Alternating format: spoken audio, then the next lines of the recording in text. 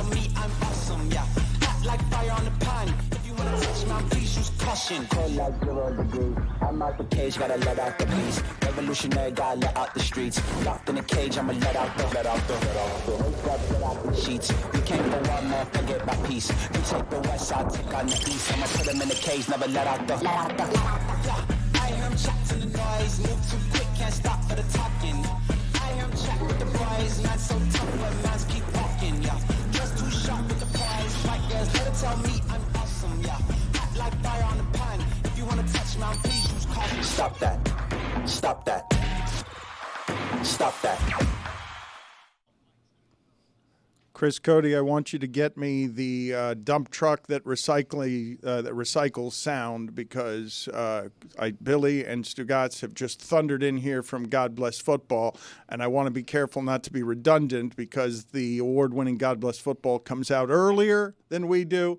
And I don't want to get leftover materials on their best stuff from the Duke and from Stugotz. So how much in the mix talk did you do on God Bless Football that the Dolphins are now firmly in the mix? We did not do any 0. in the mix talk. We didn't even talk about the Dolphins, really, to be honest. I said one throwaway statement. Dolphins played the best game of the day yesterday. Like start to finish, they were the best team in the NFL yesterday. Mm-hmm. Yep. It's a high wire act, Yes. and I feel like we do a pretty good job, and I knew this is what we're probably going to be doing in the local hour today, in the Max Hour today on YouTube and DKN and Peacock and all the places you can watch it. So I said, you know what? I don't want to say I'm saving it, because I would say still check out God Bless Football. A lot of fun today. A lot of fun. Lucy's on there. We're talking about some college football. But we saved that for you, Dano. Mm-hmm. And so how much victory lap are you ready to take today? Because you told us all they would be 5-6. You told us all they would be in the mix. And I want to see where you are firmly entrenched on what this team is going to be. Because I don't know what the weather is Thursday in Green Bay, but that would be your test. Like, that would be an excellent place for the season to take one shape or another if you can go to Green Bay and do what you did against the Rams, because you still haven't beaten a good team this season. Is it crazy to say that this game could potentially be the biggest game of Tua's career? And I say that because he can dispel so many of the doubts this weekend if he goes into a cold, bad weather Green Bay national TV and pulls off a win to get them back to 500, which is kind of like the part of the statement that is not great, but like there's already people talking about how important Tua is to this team. You see the Matt Ryans of the world saying no one is more important to their team than Tua is. So if you can go out there and you can win this cold weather game, I feel like it's an injection of confidence, a boost, Dan, that you can take moving forward and say, you know what? When the Bills overcome the Chiefs and then you go back and first round potentially is back in Kansas City, or a rematch from last year's playoffs in the first round, then you know you can do it in the cold, potentially. However, here's the flip side. Oh boy. And this is the dirty part that we don't want to talk about, that no one wants to talk about. The flip side. Flip side. Mm-hmm. This is the spot where Tua gets a concussion every single time. Oh, Jesus. National game. No one wants to talk in about the it. cold, I mean, no when one wants to talk about everybody's it. watching. No one wants to talk about Nobody it, but talks this about is it. prime concussion time for Tua. So we need to be very careful, because it always happens in this exact scenario. No one wants to talk about it. No one's talking about that, but this could be the biggest game of his career if he is to survive it. He played in Kansas City last year. I mean, playoff game. Okay, but I don't even know. Is this the right? Time to throw away all journalistic credibility and get reckless. A little late. Here is something we like to call reckless speculation. You're good? I don't know if that's the right sound or not. I don't have the. It needed something that sound. It's not reckless. He's just pointing out a trend. And Well, it's pretty but irrefutable. Yes. Was it even him, though? I couldn't tell because there was a mystery voice speaking there. Was that Billy? I didn't hear who said that. It seemed like he was in character. Those I are the say? people who want to talk about it, but they're not talking about it. I just said this could be the biggest game of his career, potentially. That's what you said. But then in a different voice, you were saying this is the spot that this is the spot that America frets for him. Who said that? Like right before Thanksgiving, On Thanksgiving. I'm sorry. On Thanksgiving. Oh, no. Oh, no. Yeah. No. Yeah, family gathered around No. the TV. Yeah. No. Yeah. It's a late one, though. We talked about this. This is the late game is when everybody's kind of A lot of napping. Tryptophan. You know what I mean? Everybody's already kind of like, ooh. Yeah. What's interesting is that the post-game message from Mike McDaniel to his team was all about playing on Thanksgiving against the Packers in this moment. He and Calais Campbell they were gassing this game up. They were immediately on to Green Bay. Thank you for mentioning Calais Campbell, because evidently, and this I haven't seen a whole lot around the cold business of sports. Let's talk about the story here at the center of the Dolphin huddle, because Calais Campbell deserves a better ending than the one I think the Dolphins are going to give him. But it's not a better ending than the one Calais and Mike McDaniel seem to think that Calais can have here instead of with the Ravens, because it would have made a lot of sense for them to just trade the oldest player in the league to the Ravens, who could have used, hey, that dude's been a menace off the edge and up the middle of your defense because he's bigger and stronger than most people, and he has been for about 10 years, maybe longer. Yeah, probably longer, right? What is it now? We're looking at almost 20 years with Calais Campbell if you go back to watching him at the University of Miami. The Dolphins decided somewhere between 2-6 and 4-6 that their season could be salvaged. And at 5-6, Stugotz, even though it's ridiculous to talk about what Billy's talking about, which is 12 games in, you're 6-6. That's not what this season of expectations was about. But the 49ers feel different at 5-6 than the Dolphins do at 5-6, because when Tua plays for the Dolphins, what Billy says is right. Matt Ryan is saying no player clearly is more important to their team than this one is, because the offense looks completely different. Stugotz, they've been playing. It's not just the toying with the no-look passes and all the ball handling that he does that, has everybody in the league, Chris Sims included on God Bless Football, calling him the guy who's best with the football. It's that they were using so much motion yesterday. Yes. Like that you go from what we were watching in that month-long stretch where they were 1-3 and they couldn't get to, 20 points against anybody, to the way they play with Tua. It's startling to see the difference. The obvious difference when you talk about the Niners and the Dolphins is the Niners are falling apart. Their players are getting hurt. The Dolphins are getting healthy right now, and specifically at that position. And Tua's been great. Like the last 2 games, 7 touchdowns, no interceptions, 128.5 passer rating. He has been great to it. Against nobody. Against nobody. But, Dan, you know what? Waddle looks better. Jonnu Smith is amazing. Like, the team just looks better when Tua is running that offense, obviously. Dan, to your point on motion, it was their highest rate of the season yesterday. 93.7% of their plays had motion. You also saw yesterday Skylar Thompson be Skylar Thompson yet again. Like, you try to get Tua some rest. The game is a complete blowout. You're like, you know what? We made it through. Dominating performance. He looks great. Let's rest him up. Short week. Going to play on Thanksgiving. Skylar Thompson comes in and said, nah, let's have a little fun. Let's give the other team the ball. Have them run back the other way for a touchdown. They're like, Tua, back in there, buddy. We can't afford to lose this game. Football yesterday, I texted Chris Cody and Stugotz a half hour before the 1 p.m. games, and I'm like, oh, man, today's the one that hurts you guys. You guys love those big favorites on the road in a season. Yeah.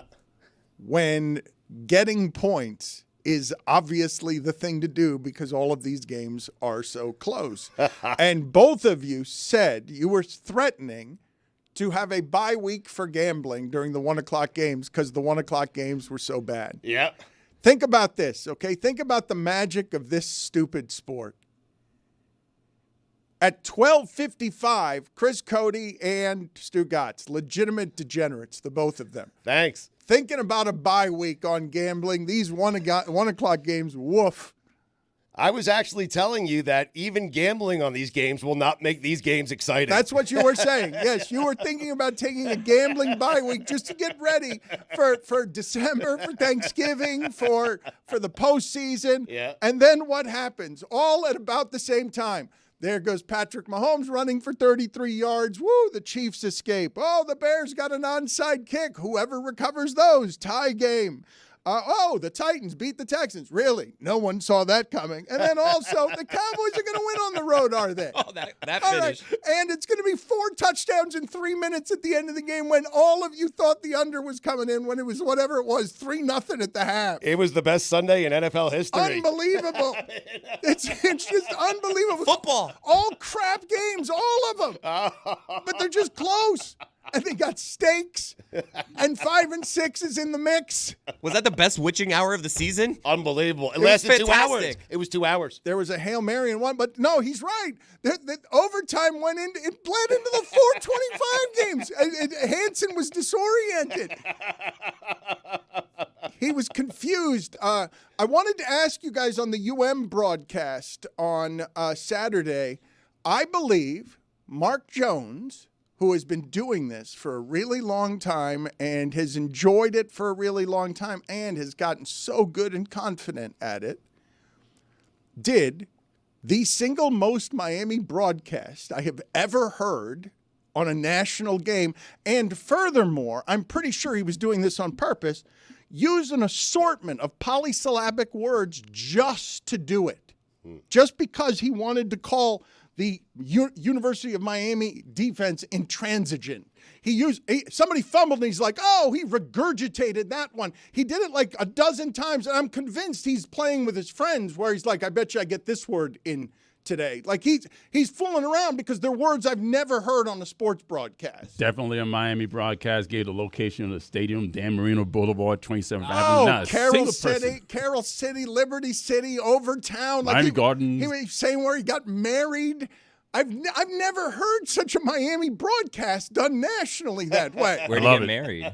So it's church nearby. He was going to have service there the next day at 10 a.m. But that's a key. You like the broadcaster to kind of know the city of the team that he's calling, right? No, he knew it too much. The lay of the land. He knew too much. He was showing off. But can you guys get him on for me? I want to ask him both these questions. It seemed like he was fooling around with his friends. He continued to use words no one uses on a sports broadcast. And I'm thinking to myself, oh, this is Mark Jones who's just bored. He's just bored at the end of the season, and he wants to amuse himself because he's better than Miami Wake Forest. Should be doing what are you making faces at, Mike Ryan? Wake Forest top game. 10 matchup right there. You got Right. better than Miami Wake Forest. Yeah. It was one top 10 team and Wake Forest. Nobody wants to watch Wake Forest on the national game. Put it on the poll at Le Batard Show. Have you ever wanted to watch Wake Forest on the national game in football? The Deeks. Roy, that still gets you after all these years. Yes, it does. Absolutely. After all of these years, him just saying the Deeks, Roy, it has no reason within any reasonable realm for you to still find that funny after 20 years. It will forever. Something that you mentioned on the Shadow Show as it pertains to Miami's defense, you said, when does that defense ever have a shot? Jeremy and I were looking through these CFB scores. They're bad defenses aplenty. Like always. Yeah. You need to score like 45 to have a shot to win this thing. There has only been one team in the history of the college football playoff era to win a national championship game with fewer than 30 points in that game, and that was Alabama the year they won in overtime against Georgia with Tua Tagovailoa. How many teams in college football do you trust on both sides of the ball this year? None. This is the thing, though.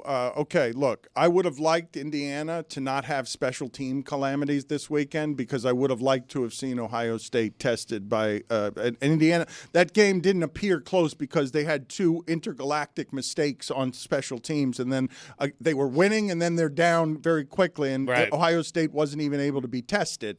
I would have liked to see more Indiana, but where I see flaws everywhere, because Notre Dame, you can make the argument that they look better than anybody, and they lost to Northern Illinois at home.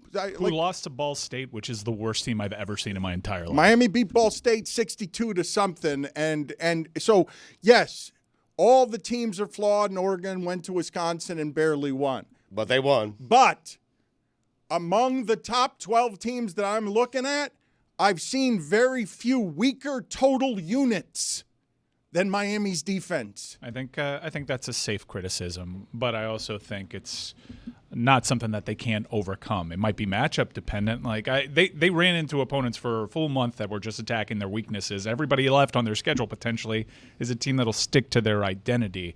I think that they're going to have to ascend. They're going to have to get some guys back. Tamari Brown might help with that, but like we've been saying for the last few weeks, I don't see a dominant team in the nation. And I think if Miami gets a C-plus effort on defense in those crucial games, That's all it takes. they've got a shot. And here is where I would like you to help me out, because while I am on board with the idea that the SEC is overrated, but I'm also soaked in the bias of many years of watching all the best athletes go to the SEC. I just saw Alabama not do anything against Oklahoma, and it was disorienting to me. I didn't even understand it. Oklahoma, I thought, was a bad team. They stink. I thought Oklahoma was bad, and then all of a sudden I see a quarterback who's been running all over the field, Alabama, all of a sudden gets 7 points, and I'm confused by it. But from what I've seen of all of them this season, I really don't know whether it's my bias talking or not here, Stugotz, because my bias should be toward whatever the University of Miami is. I would make them a 7-point underdog against a Georgia.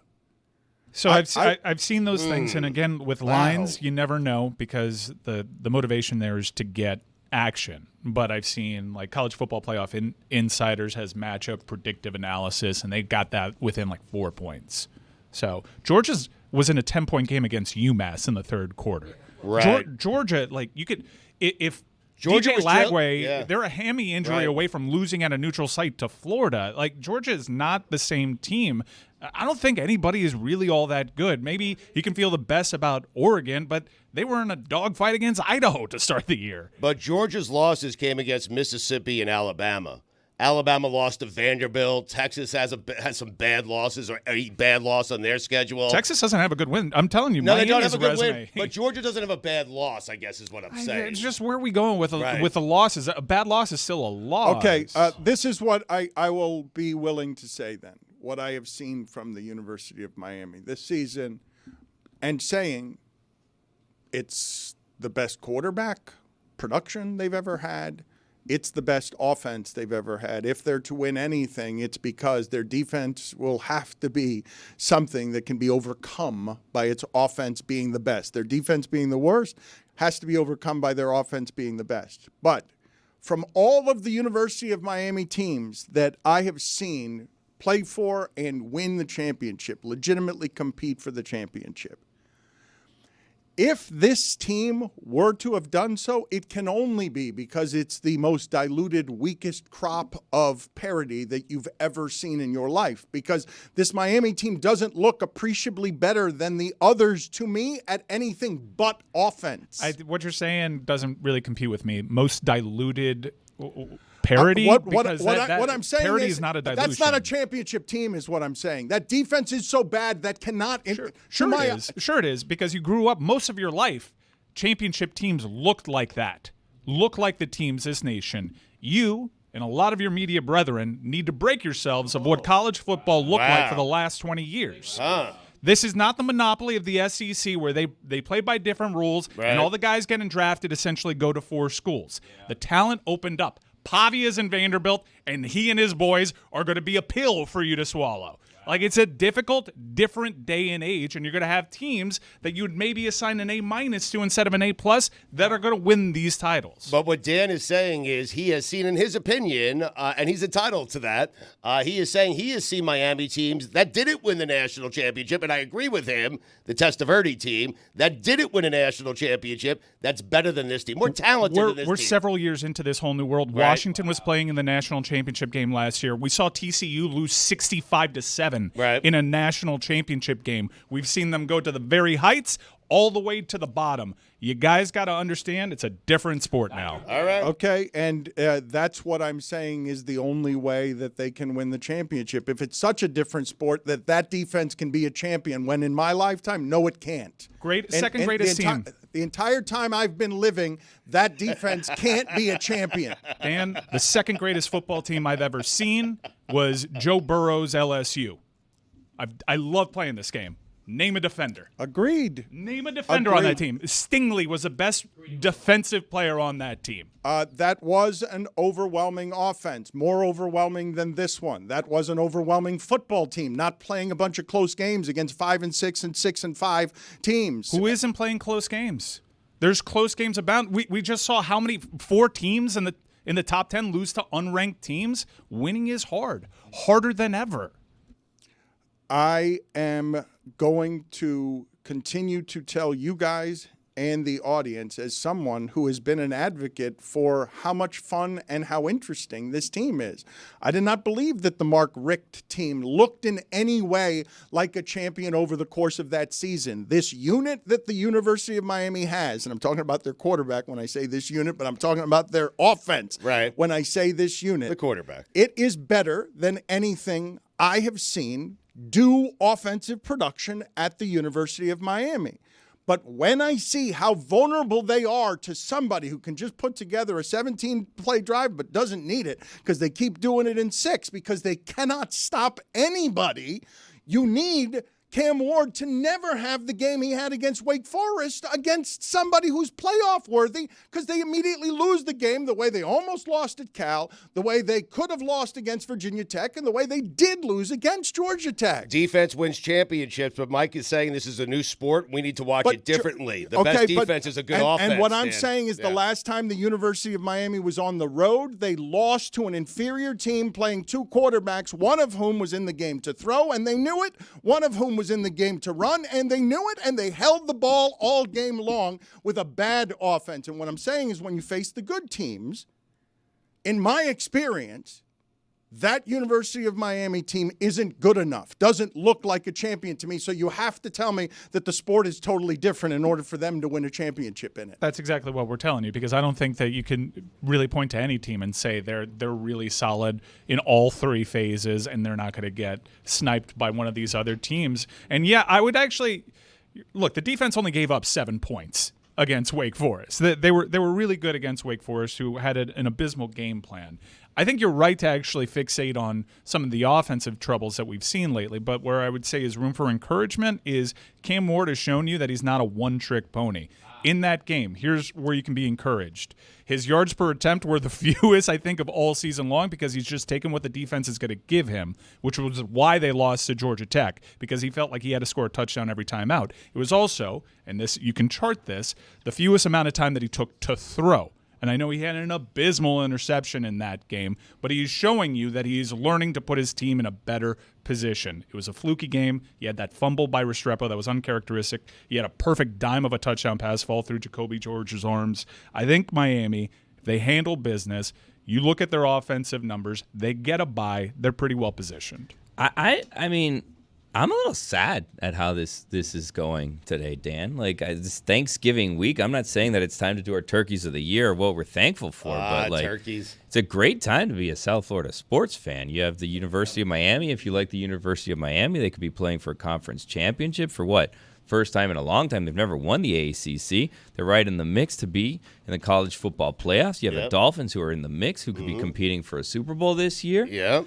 You have a Heat team that's right in the mix also in the the best hockey team in the world. Just in the in-season, a couple good wins. In-season tournament. We have a lot to be thankful for. They are in the mix. I mean, they're not. We can't tell the seeding yet because we're still in the play-in rounds of the group stages of the IST. But they could win very well, make it advance in the IST, win an IST. There's a lot to be. There's a lot to be thankful for right now. And FIU is kind of imploding, but we maybe get rid of Mike McIntyre, because that whole situation was crazy last week, but we don't need to get into that. Who's that guy? Why is he back? Coach again? Mack? I like it. We don't need to get into it. We're not getting into that. You I'm know just what? saying there's such a dawn of a new day maybe coming down at the cage over Fine. there. You want to be positive, Pitbull guy? Stadium is here. I mean, Okay, this has been a great sporting season, a great time to be thankful for. What are you thankful for? You sound very holiday buoyant there, and you sound like you're trying to uplift the show. So Is that the right word? He saved this for you. I mean, ebullient is the right word, and I don't Mark Jones generally taught me that. associate you with the effervescence of opening a champagne bottle. Effervescence especially was a not good band. Remember them? on Monday mornings when you're more prone to interrupt me than any of the other days, because you come in all heated from a football weekend and you've got a lot of opinions and you've let it fly on God Bless Football. But if you want me to be positive voice guy, I will try. I will attempt to be. Are you ready? Okay. Wow. Instead of blaming, I don't know what you guys thought the interesting results were yesterday. Whether it's the Cowboys somehow doing that at Washington and now putting in peril what looked like it was going to be an 8-2 start to Washington season. Yep. And all of a sudden they're floundering, and the Eagles and Saquon Barkley look like they're right at the top of the entire conference, and the only thing that could fist fight the Detroit Lions offensive line. Offensive offensive line to offensive line. Philadelphia against Detroit healthy. I think we'd all like to watch that. But when you looked at the Cowboys win and Tennessee wins, and we're like, what is that? What is that? Will Levis has a pick six, and they win. I thought Will Levis and the pick six was supposed to result in Will Levis. That's how he loses every time. Yeah. They're going to win on the road at Houston. But if you want me to be positive, here it is. The Detroit Lions, who go against the Colts and make it look easy, winning on the road look easy, have more ways to beat you than any team in the sport. Ho-hum. The Chiefs have a terrible point differential for a 10-1 team. The Lions will swamp you. I've never seen a Lion team be a 14-point favorite the way they were against Jacksonville last week. Never seen it. The Lions haven't had this team since 1934. 1934, is that 40 years before the Super Bowl? That's the Great Depression. That's around the Great Depression. That's before World War II. I think it was towards the end of the Great Depression. Babe Ruth was playing baseball. Yes. The last time the Lions were this good. Mm-hmm. So you're being positive. Yes. Yeah. Yes. Right. A rare positive with a mention of the Great Depression. Right. The Lions are great. They're overwhelming. They need to lose a game. They are getting hot at the wrong time. I'm telling you right now, they might want to sprinkle in a loss, and Dan Campbell needs to tell his players, if you're getting hurt, get hurt this week. Why you already did this take on God Bless I did. Football? Yeah, Why? twice. Why? Knocked out two back to back. Billy set me up. He told me to give you the fastball. I did. It's so disrespectful. The catcher called for the number one. I mean, he gave me number one. It's so disrespectful. One finger. Listen to me. What you just did. You reheated that cold you did at God Bless Football. You reheated it, and you did. And you did. Well, it's cold this morning. I'm wearing a jacket. We're all wearing jackets. We all broke into our winter. It's all this morning is cold, is it not? Yeah. The winter's blown in. It's almost 50 degrees. Right. What happened? Were pointing at me and were disrespectful in my face by just reheating something you already said on God Bless Football. You can't even look at me right now because you're so ashamed because you went into performance of doing something that's already appeared on another podcast. Just playing the hits, Dano. That's what I'm doing. I'm telling you, you've won 9 straight. Like, you might want to mix in a loss before the playoffs, reset, the team gets grounded. It's like Mike Tomlin. He loved that loss. Now you're recycling the take that you just had seconds ago? You know what Tomlin loves to do? He loves to reset. He loves a good loss. It grounds his team. You mentioned Mike Tomlin. I'm in charge. We're not good enough. This was the best thing that happened in football this weekend. This is Mike Tomlin being asked about Antonio Brown during a press conference. Antonio Brown tweeted out that he wants to return to the Steelers and he'll play for free. Any thoughts on that? Walks off. Can you guys just keep playing that? Like, just play it a couple of more times so that I can just watch his face. It's the correct way to handle everything there. Antonio Brown tweeted out that he wants to return to the Steelers and he'll play for free. Any thoughts on that? Antonio Brown tweeted out that he wants to return to the Steelers and he'll play for free. Any thoughts on that? Antonio Brown tweeted out that he wants to return to the Steelers and he'll play for free. Any thoughts on that? Billy, what do you make of Calais Campbell not being? We are getting the positive, syrupy Thanksgiving stories of Calais Campbell was not traded because Mike McDaniel stepped in. See? That's the guy right there. He has faith, Dan. He didn't give up on that team. He stepped in. They were about to trade him to the Ravens, and he said, no, we're not out of it yet. You know why? We're in the mix. It's interesting that he gave that much, Mike McDaniel, there, because he could have just been like, oh, we're moving on. Yeah, there's a lot of deals that almost happened. He gave voice to, yeah, that almost happened, and I threw an adult temper tantrum. Yeah. That's his exact quote, which is pretty cool. The idea that we have gone from the Dolphins were 2-6 and going to play at the Rams, Stugotz, and if they'd lost that game, the season would have been lost. And then they have 3 games against 3 teams that aren't very good. The Rams are the best of them, but the Raiders aren't any good. And now we are officially in an era where the Patriots are to the Dolphins what the Dolphins are to the Bills. Tua is 7-0 against the Patriots. The Patriots can't do anything against Tua, and Tua can't do anything against the Bills. And in the division, that makes some of the hope of 5 and 6 flatten when you think of the Bills being 4 games up or whatever they are in the division. I thought I saw a stat yesterday that Tua is undefeated against the Bills. Or sorry, he's undefeated against the Jets. He's undefeated against the Patriots. That's true. Can't beat the Bills. I think he has 1 win against the Bills. He has 2 games left against the Jets, though. So, I mean, the Dolphins have a real shot to be a wild card team here. They do. And I view that, and I got to be positive about this, but I view that as a bit of a purgatory when you're that much worse than the team that's top of the division, going to get the bye, and now you got to beat. You understand? Like I understand that, like what we just did with college football, we could do it with the pros. It's the genius of football. I'm telling you, professional football. This is the genius of it. You're in a playoff game, and tomorrow you have to play the Texans. We got a shot. No matter who you are, we got a shot against the Texans. And so you can talk yourself into, the Dolphins can go on the road and beat Baltimore and beat Pittsburgh and beat Houston and beat the Chiefs. And then you don't win a playoff game for 20 years. Because you're not quite as good as the Bills.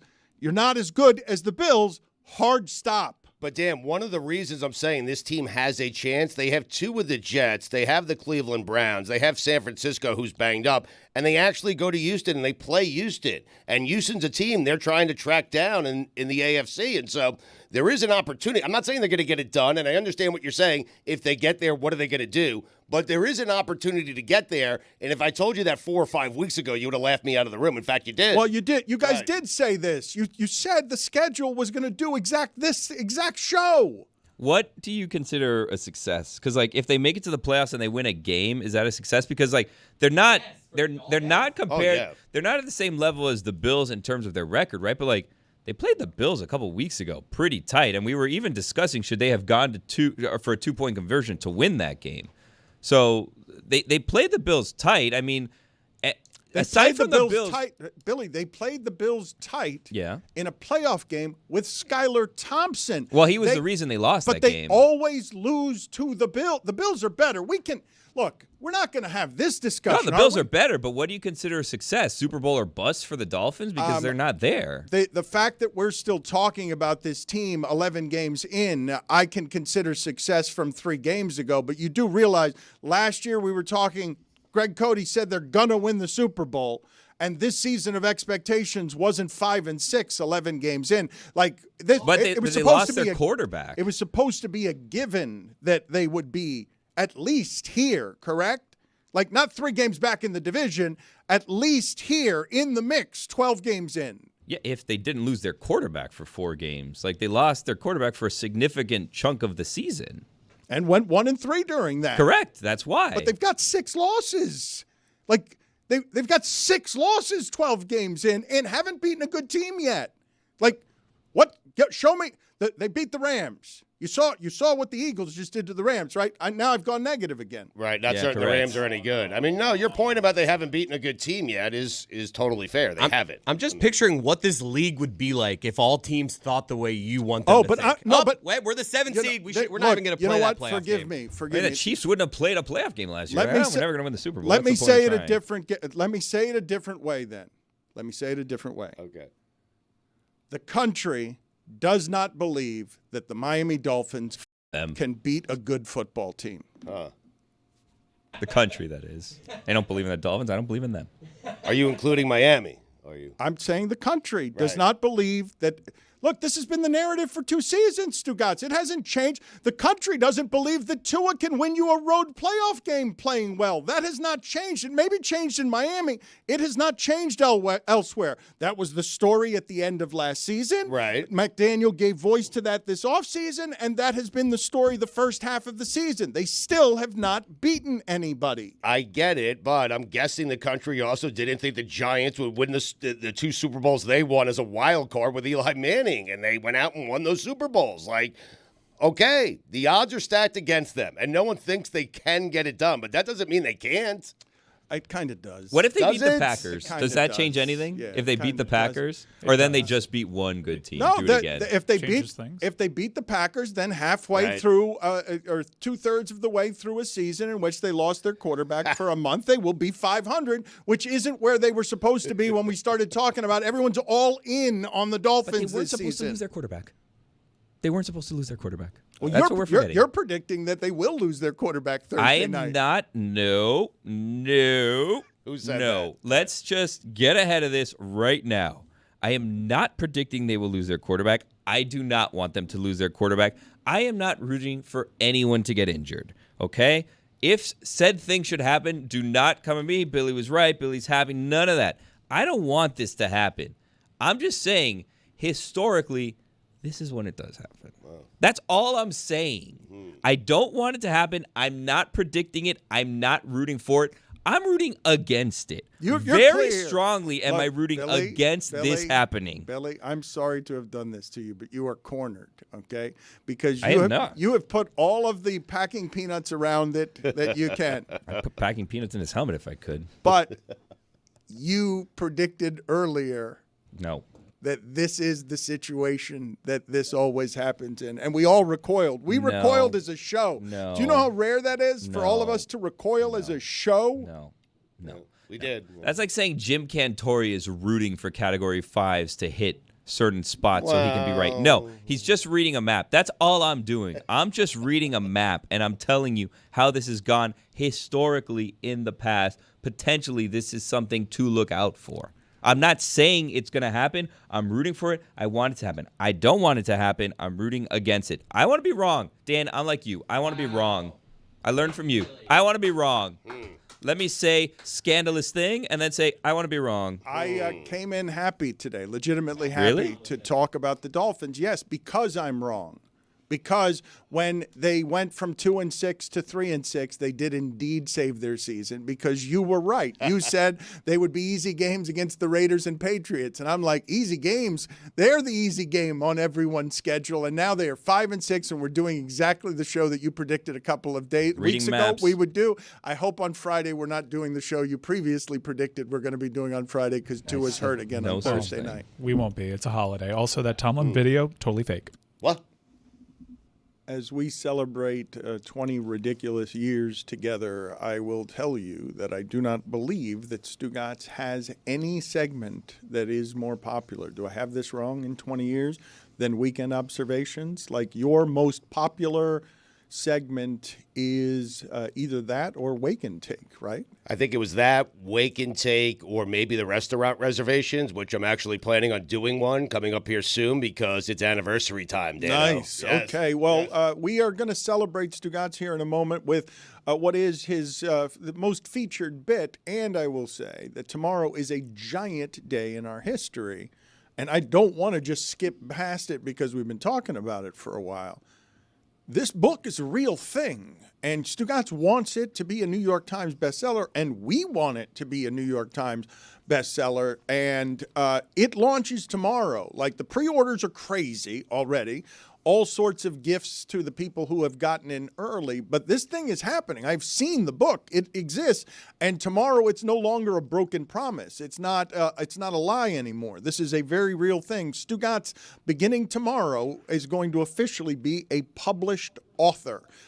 Most of the material is borrowed from his author friends. Not most of it, just about all of it, yeah. I would Okay. say 99.5% of it. Regardless, the book is going to come out tomorrow, and we're Right. going to celebrate that tomorrow in a big way. I am super grateful to Dan Stanzik because if not for him, this book doesn't get done. So I am grateful to him, all the people that contributed to this book, and all the people on social media. I was moved over the weekend to see how many listeners actually purchased the book. So I thank you very, very much. Tomorrow's going to be a very exciting day. What just happened there? I don't know. I got caught up in the air. I have weekend observations coming up. There's a lot going on in my head right now. I had a stroke, all that stuff, Dan. So listen, I just want to say 20th year. I was moved over the weekend. It was nice. It was a relaxing weekend. The Jets weren't playing. I watched former Jets perform and excel all over the NFL. Sam Darnold, Geno Smith, just to name a few. And I really had some time to reflect on the last 20 years and what this audience means to me. And this audience means everything to me. So thank you. It is very cool. Billy doesn't seem to believe you at all. He seems to be skeptical back there about okay. whether the Not at all. He always is. Yeah. Oh, well, That's not true. before we get to weekend observations, I will say I don't know that I've had a bigger surprise all year anywhere in my life than Stugotz showing up for that Flanagan's thing. He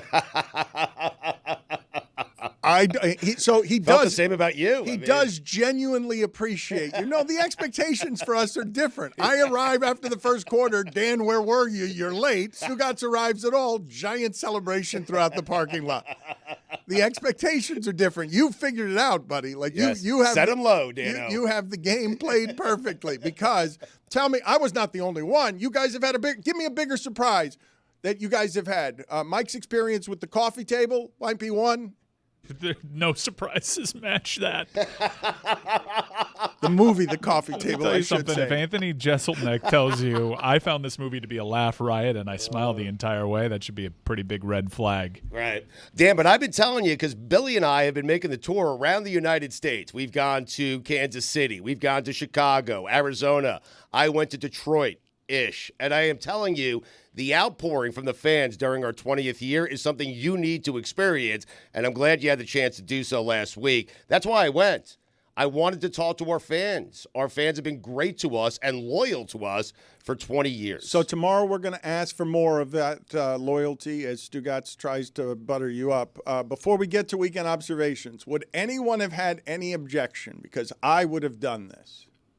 I'm not saying that I'm better than Jerry Jones about anything when it comes to how it is you get publicity for your vehicle.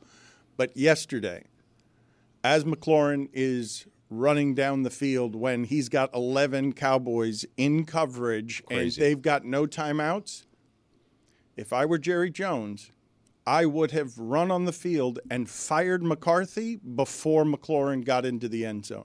I would have made sure that I announced to the press before he ran those last 50 yards, McCarthy is fired right now. I don't care that they won the game. During the return, you cannot have that happen at the end of a football game when the other team has no timeouts and they have to go 80 yards. That does not ever happen in professional football. When McLaurin turns around, there should be 19 Cowboy defenders there ready to greet him. They had 11 guys in coverage. I don't understand how he ran untouched for 80 yards. That's a 0-0 score first quarter. McCarthy, it needs to be the last play of your career. That's it. You can't work for me anymore. It can't be that what the Washington Commanders did is their best player threw it to their second best player and he ran 80 yards untouched. No, fired, leave. Don't pick up your things. I'll throw them on the front yard. Get out of here, never to work again. I'd prefer to never see you again. Why are you I know our families are friends. I know we all love each other. You leave the facility, and I never want to see you again. But you're the owner, and you're going to his house, and you're taking his clothes, and you're throwing them on the front No, yard. I threw all his coaching things out of his office. But yes, if he had done that, I would have not convicted Jerry Jones for personally doing that as well. You can't. It's a big surprise that player threw it to that player. I would have fired him for winning. I mean, it's a bad win. Nothing can prepare you for the turn this movie takes. Nothing. It needs a trigger warning just to talk about the synopsis. So you saw a movie recommended. Look, Mike, you have a lot of things going on, and you do not put things at the front of the list for your consumption. You just watched The Coffee Table, the movie, because Anthony Jeselnik thought it was a laugh riot? It was on my list. I saw like all these aggregated top 10 lists, top 10 horror suspense movies of the last few years, and The Coffee Table is always talked about, but I always found it curious the way that people spoke about it because they're like, we can't tell you what happens in this movie. And I understand it, even though it's very much the central plot line. People don't want to talk about the central plot line in the movie, and I understand because it's unlike anything you've ever seen in a movie. I had to, for the first time in my life, stop a movie, not because I was tired, but because I needed to give myself a break from the tension that was building in this film. It's an unbelievable film, but you should look into it if you've had certain things happen in your life and see if you even want to give this thing there's a pretty big spoiler if you Google what this movie is about.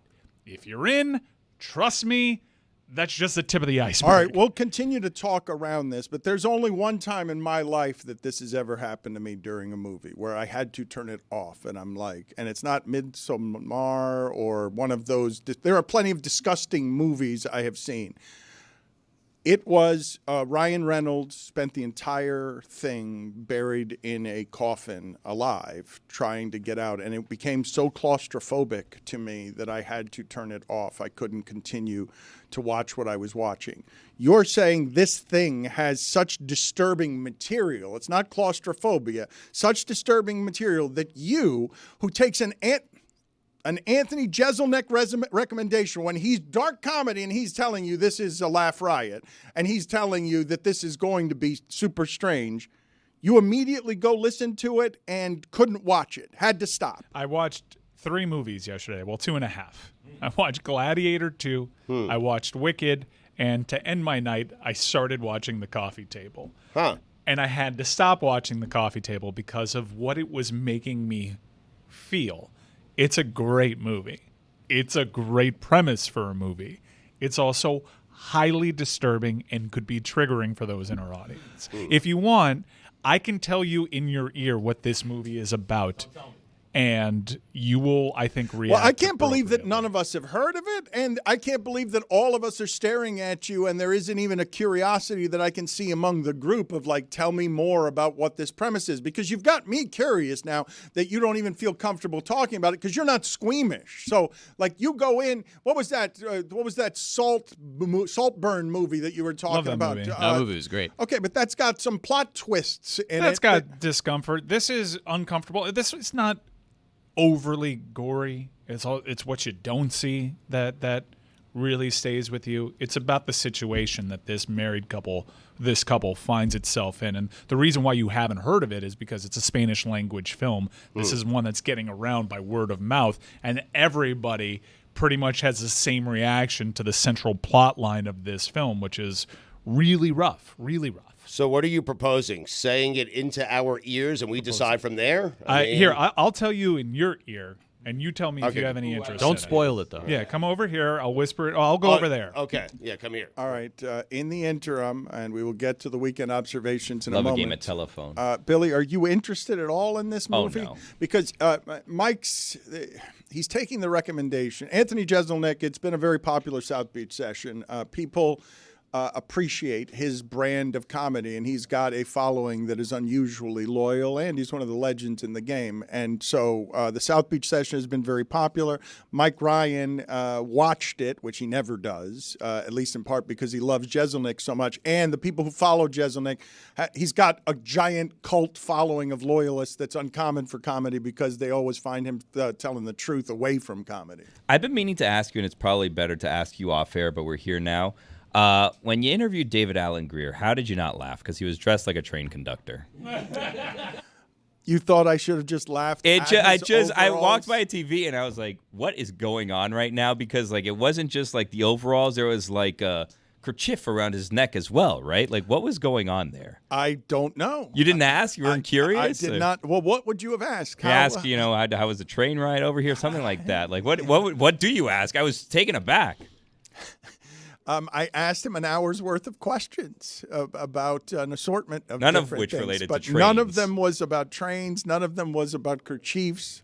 I'm just watching Mike tell Stugotz this movie, and Stugotz is like shaking his head like I don't want to see this. Yeah, Stugotz. I want nothing to do with this movie. I'm watching Stugotz get that information was hilarious. Nope. Dan. Do you know what it is, Dan? No, I do not. All right, you don't want to now see you it. tell Dan in his ear. Can I ask a question? I know nothing about it. Is it kid related? Ooh, hot cold game. I love this. Listen, I don't want to see it related, okay? If it's bad stuff with a kid, I'm out. It's no one wants to see this. Nobody. In fact, Mike probably regrets watching it in the first place. Well, he hasn't watched all of it. He had to turn it off. Why would you? I'm going to finish it today. No, you won't. None of you have seen Buried with Ryan Reynolds. None of you Buried Alive. what Yeah. I don't think that people go to movies to feel bad. I would say I like to go to movies to just feel, or like to watch movies to just feel. But I don't think that most people want to feel bad watching a movie. I think when the plot gets going in this film, you would rather actually be buried alive than vicariously live through this situation that this couple. All right, put the train conductor on the screen right now. There it is, Billy. Now look at it. Are you happy, Billy? Are you happy? There you go. I'm just saying it never came up. It never came up. I didn't say anything. I didn't say anything about his overalls or his kerchief. I did Was not. he promoting his new doctor show? Because he should have gone in scrubs. He was promoting his new doctor show. He did not come in scrubs. That's what he came in. That would have made more sense. A lab coat, anything. It is time for Stugotz to share his game notes. No one in the media will tell you what happened better than my boy Stu. I got to be honest. I'm not certain I could do them. I'm rattled. Not the greatest judgment by us to rattle Stugotz right before his featured segment. Not great producing. I mean, what Mike whispered in my ear, that should never be whispered in anyone's ear. I mean, not great producing. Wow. I needed somebody. Let me ask you a question, Chris Cody, executive producer. Should we coffee table this for a second so that Stugotz could gather himself? These take work. Wow. This takes an effort. He's performing. It's the most expectations he has with the segment. Do we need to stand down for a second and continue the show because we have left him in disarray? I say we push through. Weekend observations brought to you by Miller Lite. Great taste, just 96 calories, available for delivery. Man. Whew. Tough day. Dan, the last decade or so has been difficult on the book industry. Really, if I'm being honest, and I never am, the last decade or so has been tough on the written word in general. But Dan, this week, there is hope. Because Dan, if I could do it, anyone could do it. My name is on the cover of a book that was written by Dan Stanzik and published by Random House. And man, are they selling like crazy. And Dan, just like that, make no mistake about it. For the first time ever here on Weekend Observations, books are back. Yes. StugotzBook.com. It has happened. It is going to happen some more in 24 hours. Just don't put the book on a coffee table. I never want to hear about a coffee table again. Ever. Now I'm more curious. Now I want to watch it. Don't be. I want to watch it more than I wanted to watch it when Jeselnik recommended it. Huh. I love a good helmet sticker. Put on the poll, Juju at Le Batard Show. Do you love a good helmet sticker? Dan, you know what the C in SEC stands for? I do not.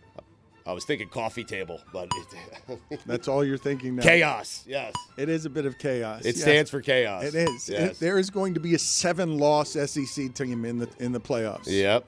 Who does Harvard and Yale think they are calling their game the game? I mean, it's not the game. It's the game that no one cares about. The audacity. You're saying that Harvard and Yale might be arrogant? No. That they would think their game is the only game? I forgot who I was talking about. Rattled coffee table. No. Pablo does plenty of annoying things, telling people how often he went to an Ivy League school is high among them. Night game in Tempe. Tricky. Dan, you know what the T in Tempe stands for? Tricky. Good guess, but no. I understand why you would guess that, but it stands for tough place to play. When they're good. You set a trap for me, and I went right into it. Yep. Reminder, the New York Giants picked Daniel Jones over Saquon Barkley. Bo Nix. Tried to tell you, Dan. You starting to believe? Did you try to tell us? I did.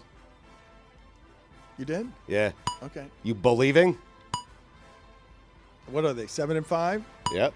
Wild card team. I will tell you something that came over me yesterday that I was surprised by. Watching the end of that game. Oh, I trust Bo Nix more than I do Minshew. Oh, yeah.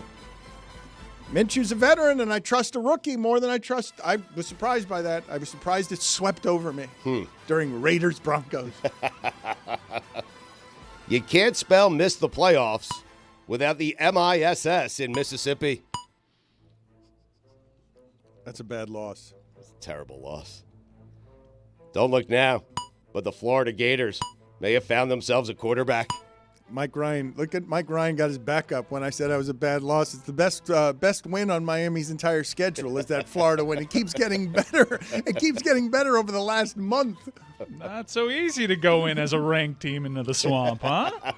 Okay. Oh, but it happened in September. It doesn't count. Right. Dan Stanzik, using my idea, my takes, my name, and my relationships, which are really Dan's relationships, to write a book. Stanzik, I'm proud of you. And this Stugotz is strong in you. StugotzBook.com. It's happening, people. It's happening. Indiana played their way out of the playoffs, and the SEC played them back in. It's crazy what happened. That is what happened. Yes. They started the day in, then they were out, and then they were back in. What a day for Indiana. Are you guys with me at all on the fact that I would have liked to have seen those two special teams touchdowns? I'd like to have seen a different game from Indiana. I think people are going to dismiss them too easily. Dan, you can't spell in the playoffs without the IN in Indiana. Are we sure C.J. Stroud is good? He's getting sacked a lot, Stugotz. Yeah, he's throwing a lot of bad interceptions, but too. He's getting sacked a lot. I think know. those two things go together. I mean, maybe. He's got Nico back. Maybe. I think those things go together. I think your game gets a lot worse. He wasn't hit all that much the first season. It was weird. Right. It might be time to stop asking if something's off in Kansas City and start asking if something is brewing in Carolina. No. No. Come on. I got a feeling they're turning things around. How about that? You got a Thielen? Yeah. See what I did there? Panthers, best loss by any team this season and maybe ever. That actually gets him in the CFP. Bryce Young has been upgraded from a pulse to a heartbeat. What? Bryce Young might be good, man. Oh, come on. That's Dan, I'm telling you what happened yesterday Come is your on, court. man. It's the perfect scenario for Carolina yesterday. You hung with Kansas City. You didn't win the game. You don't want to win the game. Bryce Young left too much time for Patrick Mahomes, but that's okay because you didn't want to win the game. And maybe you have a quarterback. That's a productive day for Carolina. What's above a heartbeat in this situation? I don't know. That's a good question, Roy. I don't know why you laugh so much, but I've never heard that before. It's an asinine thing to say. Put it on the poll, please, at Le Batard Show. Did Bryce Young go from pulse to heartbeat? Mm-hmm. I feel better about my bet. If you have a pulse, don't you have a heartbeat? Yeah. Yeah, you like this one? Yeah. What happened there? If you have a pulse, you have a heartbeat. Correct. If you have a heartbeat, you have a pulse. Yeah, but, I mean, pulses can be tricky and deceiving. They can be. It depends on the pulse. I don't think you actually upgraded anything there. I think Bryce Young is still in the same state that he was in before. I think you're right. Actually. So are the Panthers. Everything is the same as it was rattled. before. Coffee table. Nothing has changed just because they played Kansas City close, as everyone has. You haven't heard about the coffee table yet, all right? I mean, cut me some slack. Okay, fair enough. All right. I feel better about my bet if my team gets the ball at halftime. If my team gets the ball to start the game, it might as well be a loss. Rip up the tickets. You're afraid of the first possession Hate of the it. second half? I wish I could totally right. Defer. I wish I could make bets after the coin toss. Put it on the poll, please, Juju at Le Batard Show. Do you wish you could make bets after the coin toss? Technically, you can, but you got to be quick. Mm-hmm. Deion Sanders said, "We lost because we didn't play Colorado football." No, Deion. You lost because you played Colorado football. Finally, someone talking about Deion Sanders. All it took was a loss. Mike, did you pick Kansas? The town on alert. Oh, yeah. Third straight double unit. Put the town on alert. Rock chalk. Man, I'm locked into that team. Mike was telling you all week. He was warning. He was shouting it from the mountains. Yep. Look, Kansas has been playing better lately. Can't just go on the road and win college football games anymore. Yep. Did you see that Kansas had a punter that was celebrating senior day? He's from Australia. His parents flew 21 hours to watch him, and they didn't punt. Wow. That's unfortunate. Saying a manager got sacked is so much better than saying a coach got fired. It is. It is. You know They what? sacked him. What is that, though? How does that originate? Is it someone placing a sack over It somebody? originates, Mr. Walken, from I've heard it in the UK. It's always like around It soccer. originates. And the anytime someone's losing a bad game, you'll hear the crowd sing "sacked in the morning." The thing You're I'm getting asking you, sacked does in it the mean morning." taking someone out in a sack? Is that what it means? I would assume that. Right. Yeah, I don't think it means Max Crosby is getting Jose Mourinho out. Like you move things in a sack? You clean out an office? Is that okay? I'm sorry to ask so many questions. That's how it originates. Yep. In honor of the top Jewish quarterback names, the top 5 basketball player names, if they were Jewish. Oh, wow. Okay. OLI, Victor Wembanyamaka. Oh, that's so good. Number 5, Corey Hebrewer. Number 4, LeBronica James. Number 3, Joe Mazzulla. Number 2, Shabbat Napier. Bravo. And number 1, Chris Bashashana. I saw an Orthodox Jew plays for Texas A&M. What? Yeah, I think he's believed to be the first in college football history. He can only actually play. There was only one game he could actually suit up for and play in as a walk-on. Yes, it happened because 2 weeks ago. if you're Orthodox, you shut off you can't do anything the entire weekend, essentially. Sam Sauls. Interesting. Do it against Alabama used to mean something. Dallas Cowboys, bad win. I figured it out. The Alabama thing. It used to mean something. Doing it against Nick Saban. Now you're doing it against Kalen DeBoer. It's a big difference. Big one. I mean, Oklahoma's bad, correct? Yeah. A bad football team. Not a mediocre football team. Oklahoma's bad. Mm-hmm. Just their second conference win? And they blow out Alabama. They win by 17 points. Yeah. Alabama can't do anything offensively. Every single team that someone would have ventured to say is the best team in the SEC outside of Georgia lost in embarrassing fashion. Every loss in the SEC should count as a quality loss. No? That was a bad one against Oklahoma, dude. I know. You guys were talking about Kansas. If there was a national championship for the team who plays the best spoiler this year, it would go to Kansas. Fair. Maybe Florida. But Kansas, they live to play spoiler. Florida, they don't want to play spoiler. They want to be spoiled. There was talk of Billy Napier being coach of the year this weekend. Oh, knock it off. He should be. It came. I think Kirk Herbstreit said it. He held the team together. I mean, they didn't quit on him. So, wait a minute. We were going from talking about his buyout 4 games in. Oh, come on. That's that. Okay, we're going to fast forward all of the employment status that way, that you go from what's the buyout 4 games in to coach of the year 5 games later? Interesting. Billy Napier should win coach of the year. People are talking about it. LSU, Ole Miss, I mean, they're clicking at the right time. Ole Miss the playoffs. You are sunshine today, Billy. You are a voice. I'm trying, man. You're a voice of positivity today. If we got rid of kickers, would anyone be that upset?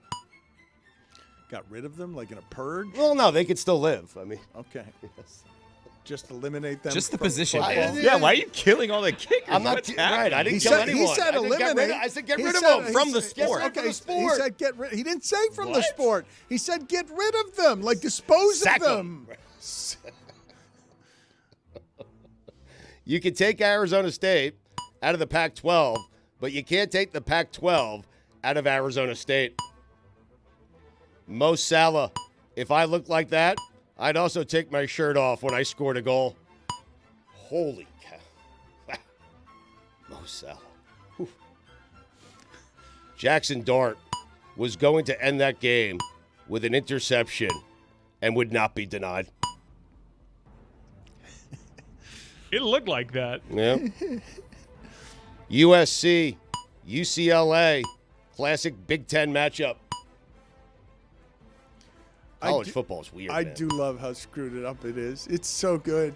It is so good that any weekend you're watching and you're just like, yeah, everybody can lose. Yeah. Like it's not just everybody can lose. Crazy. I can't resist a good snot rocket on a golf course. I mean, golf courses are like heaven for snot rockets, right? There's very few things that get you right more than a snot rocket. Like, it's immediate. Put it on it's like the a Bloody poll Mary. at Le Batard Show. Are golf courses heaven for a snot rocket? Top 5 things I can't resist. Number 5, the Dolphins as heavy favorites at home against a bad team. Can't do it. Number 4, a goof parlay. So wait, the Dolphins are what the Chiefs used to be, where you still believe in their offense enough that you will never trust getting points against them. Yeah, against the bad team, though. Right. Against the bad ones. Yeah. Your hope is they do what they did yesterday.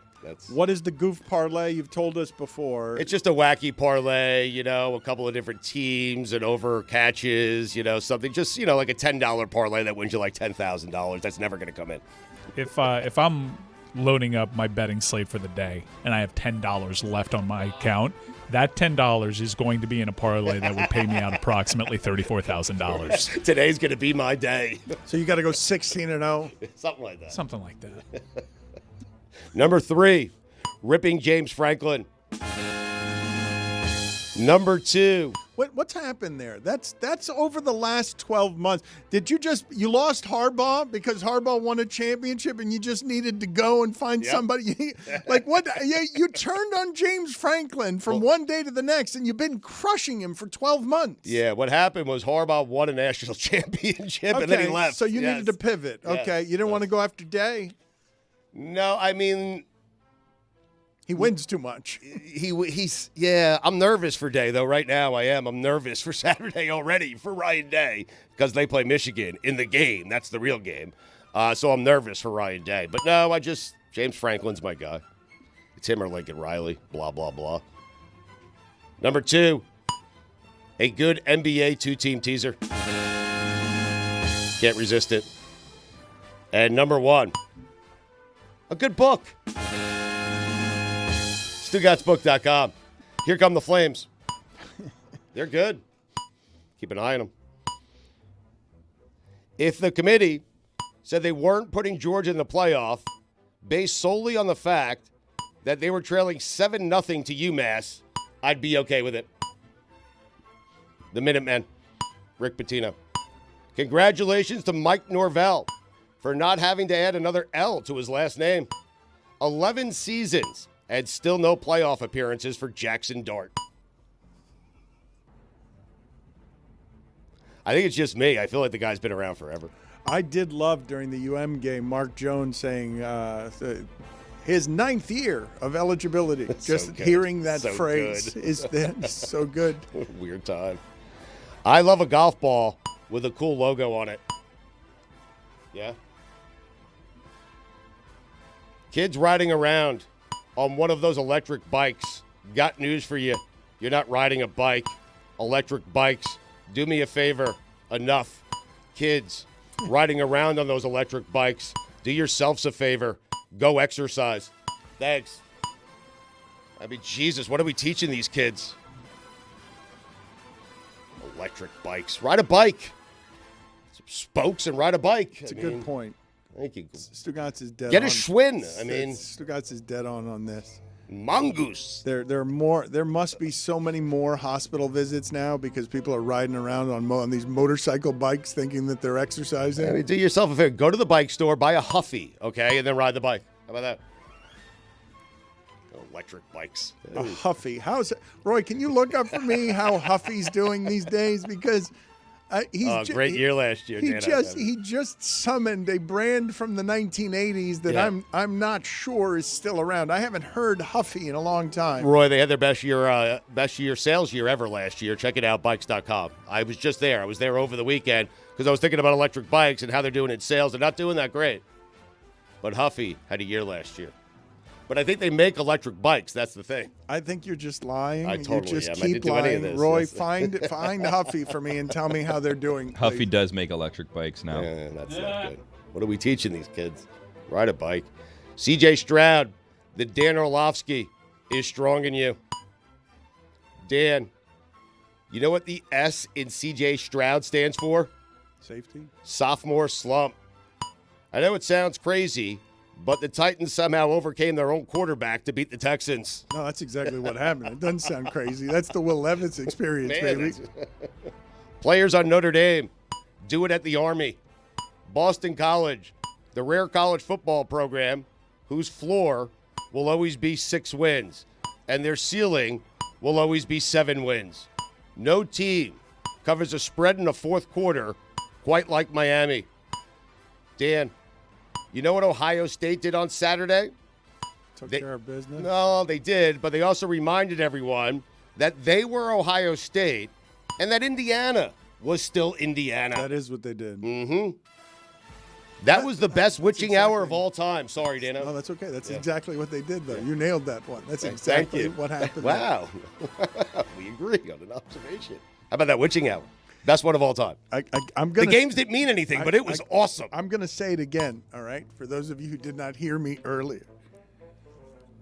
Me, Chris, and Stugotz are like, no reason to watch these games. And then there's Mahomes for 33 yards running again to save their 10-1 season. The Bears tie it on an onside kick. The Titans have just beaten the Texans. We didn't see that coming. And the Cowboys and Commanders are scoring 4 touchdowns in 3 minutes. Mm-hmm.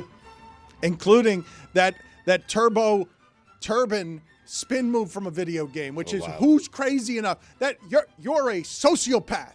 To turn your back to charging people on a kickoff. Daniel Jones, San Francisco 49ers, collision course. Sidney Crosby scored his 600th career goal. Sid the Kid. Sorry, Roy. He got in a fight it over was the worth weekend, noting, too. Roy. I mean, terrible. Sid got in a fight. He dropped the gloves. Yeah. It wasn't great, but he dropped the gloves. Mm-hmm. He used to get in one fight a year. Now it's like one fight every 2 seasons. Right. Respect, though? I mean, no. The number 1 recruit in the country reportedly got $12 million to commit to Michigan. Hell happened to college football. Speaking of hell, Art Briles. Dan, those are the weekend observations. Was Tom Brady involved with that recruitment at Michigan? I saw some reports. A lot of people were apparently involved in that. It's a bold strategy. That's a lot of money for a high school kid, yeah.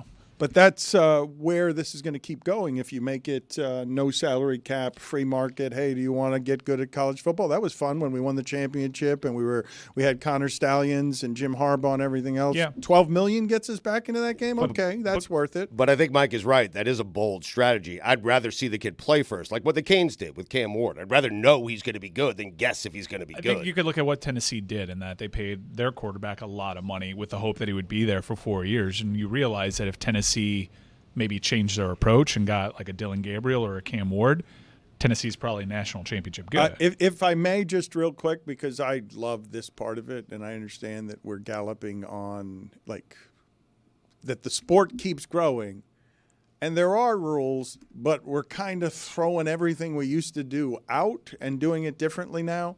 You do understand that if boosters think they can actually buy themselves into this game, there's no keeping this part of it down. Like, this is anybody who wants to get in the game, who wants a quarterback. Portnoy and Tom Brady want Michigan to feel like they did 2 years ago. They can throw $12 million at that. It doesn't cost them. Like, it doesn't cost those people anything. Well, 2 things will change it. Number one, people will realize that's a lot of money for an 18-year-old, and it gets in the way of building out a team, and it's probably not the best way to spend money. I would prefer keeping my powder dry for the portal and taking something a little bit more proven, but that'll work itself out. Number 2 is the NCAA is going to get its way. They are going to get safe harbor status. And so the election kind of almost cemented that. A lot of big, important football games that people want to be at coming up here on the schedule. And sometimes those tickets are sold out. So where do you turn? Well, you turn to Game Time. Yeah. The best secondary ticket marketplace out there. You get premium panoramic seat views, so you know exactly what you're getting into. And no surprises at checkout if you click the all-in pricing option. And second to none customer service. Game Time's ticket coverage has you. Download the Game Time app, create an account, and use code DAN, that is DAN, for $20 off your first purchase. Terms apply. Download Game Time today. I guarantee you will love this app. What time is it? It's game time, Mike. I didn't was think answering your his question. timing was great there. Weird. Very It made abrupt. me uncomfortable. Usually the says way Chris, that, the way that For the you last said week that. or so, I've gone like game time. I was like, how can I change this up? I'm trying to keep it fresh in this. Like me and Mike, Mike. me and Mike are having ad sex. But Okay, I'm trying to keep it no, fresh. but it sounded like someone had prodded you with a hot poker in the nether regions. Like it was weird the way that you said that. You weren't enthused about Game Look, Time. if I would have just done game time, you guys would have just No, that would have been kept it, good. like, I thought got that's you what we guys. were He was doing. plenty enthused about the sponsor. thought How that's can you what we not were be? doing. Because it's the best out there. Also, he might just be a little rattled because I told him about the coffee table. All right. Oh, boy. Holy cow! Wow. Video, please find my father in the other room. I saw him rummaging around there somewhere. Did he leave? We missed. He escaped. He left out a side door. Okay, thanks. I'm glad everybody here does what I tell them to do. He's in the bathroom. I'm being told. He's in the bathroom. Last time I Follow saw him him out there. there, his hand was in that plate of bacon. I mean, I saw him rummaging around, and I wanted to catch him in his natural environment. He loves coming around and just eating Fig Newtons. So we will try and locate my father and see if we bring you that video shortly. We will also have some off-roading for you. Where did Lucy go this weekend? the game, Harvard-Yale. The game. Yeah, was it a more staid environment? Was it a more tepid tailgating environment than the average SEC school, or because She told us that the kids were reluctant to go on camera. They didn't want, they're not looking for clicks. Because they're smart. Yeah, Yeah. future leaders of America. Yeah, there you go. Right. So wait a Bigger minute. fish to fry. I guess. So wait, do we like what she? Has anyone seen what she was making this weekend? Not just what we're going to play in moments, but what she was making this weekend. Did it seem a stuffier environment that she was walking into because it was Harvard-Yale? Yes. I mean, it has to, right? I haven't seen it yet, Dan. I can't. Okay. I wish I could answer. Well, I it. don't know if she was active on social media this weekend. I tried to check out a little bit on social media. It's blissful. It's lovely. It really is. Everyone should try it. Go It for a is walk. A It's great, amazing. a great untreated the best. international addiction that we don't nearly talk about enough in the addiction category. I only got to see one picture. Lucy got to hang out with Handsome Dan, the Yale Bulldog. Wow. Nice. He is handsome.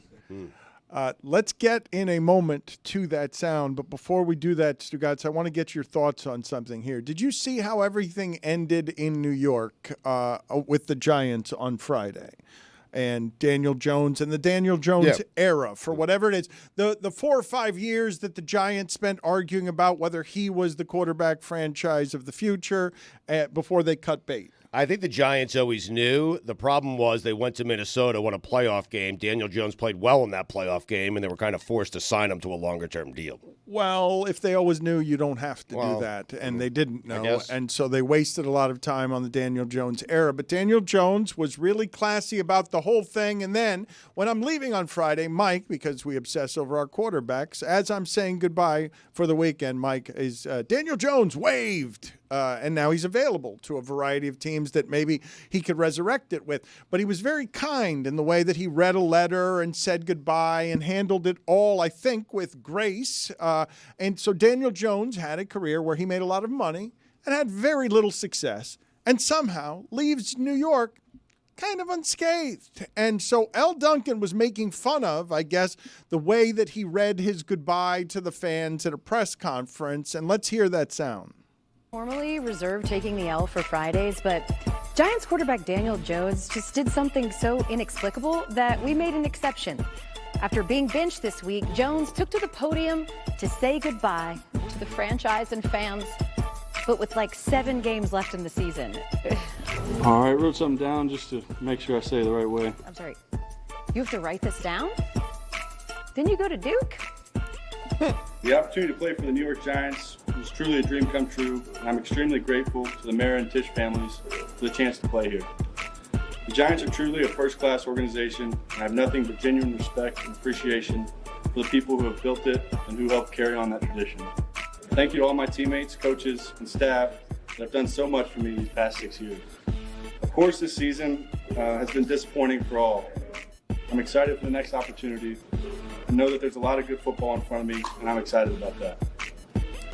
To all the fans, I have deep respect and appreciation for your passion and love for the Giants. The fans are a huge part of what makes playing for the Giants so special. Thank you. You guys think he had this saved in his notes since like 2020? In all seriousness, DJ, I could have saved you like 90 seconds. A rewrite. Sorry you paid me $108 million for one playoff win, and I look forward to reviving my career as Brock Purdy's backup. The end. Not a bad landing spot. God damn. So that was the response of Rich Gannon as well on SiriusXM, and I'm curious what Stugotz thinks of everything that I'm putting in front of you here, because Rich Gannon does a show with a gentleman I think named Bruce Murray on SiriusXM. Ah, Murr. And they were really precious about what Elle had done to Daniel Jones there. They got upset by this. So watch Bruce Murray ask this question of Rich Gannon, former MVP of the league, and then I want to get your thoughts on this back and forth. You know, we all fall into the trap of going after the lowest hanging fruit. But I take issue with a female on ESPN who goes by the name of Elle Duncan, and I went to her Twitter feed to see if, since this controversy has erupted, if she provided any kind of apology, which she hasn't. You can check her out on Twitter, at Elle Duncan ESPN. Why bother? When she went yesterday, and after Daniel Jones produced a heartfelt news conference saying goodbye to the New York Giants, and as you said, Rich, was accountable for the failures that he was part of as he moves on to the next stage of his career, and she decided to mock that. Not just the performance, by the way, on Sunday, but the individual himself, to the point where he said, I wrote these words down because I wanted to make sure I shared them properly. You're emotional. And she said, oh, I thought you went to Duke. You had to write them down? And then she went on to say, I could have simplified it for you. I stole your money or something. I won one playoff game. This is from an organization, by the way, who's firing people left and right. And I wonder how she would take kindly if we made fun of her colleagues that are getting fired right now. I wonder how she would take it if she got fired. So that was the question that he sent Rich Gannon's way. I mean, who takes getting fired well? And here's Rich Gannon to protect as well the precious Daniel Jones. And, you know, here's a quarterback, Bruce, that came to the Giants, was not an easy situation, went through coaching changes, coordinator changes, system changes, and, you know, just hasn't gotten the results. And yet he stood at the podium yesterday, and what a class act. He just basically accepted responsibility for his part in it, said he could do better, he could play better. And then you have somebody, and by the way, I don't know who Elle Duncan is, Bruce. I don't know that anyone even really watches SportsCenter anymore, and so I don't spend a lot of time at that channel. But here's a gal who's obviously never played the game, but she's going to say something really negative and nasty about somebody who just lost their job. I think that they're better than that, and hopefully she gets reprimanded by her bosses there to say this is not who we are.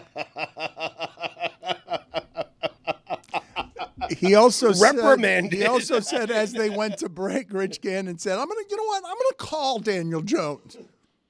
Give him a call to look at me, Louie. Look, I'm all for it. Let's be more gentle with the athletes, sure. But Daniel Jones is where we're going to start with it.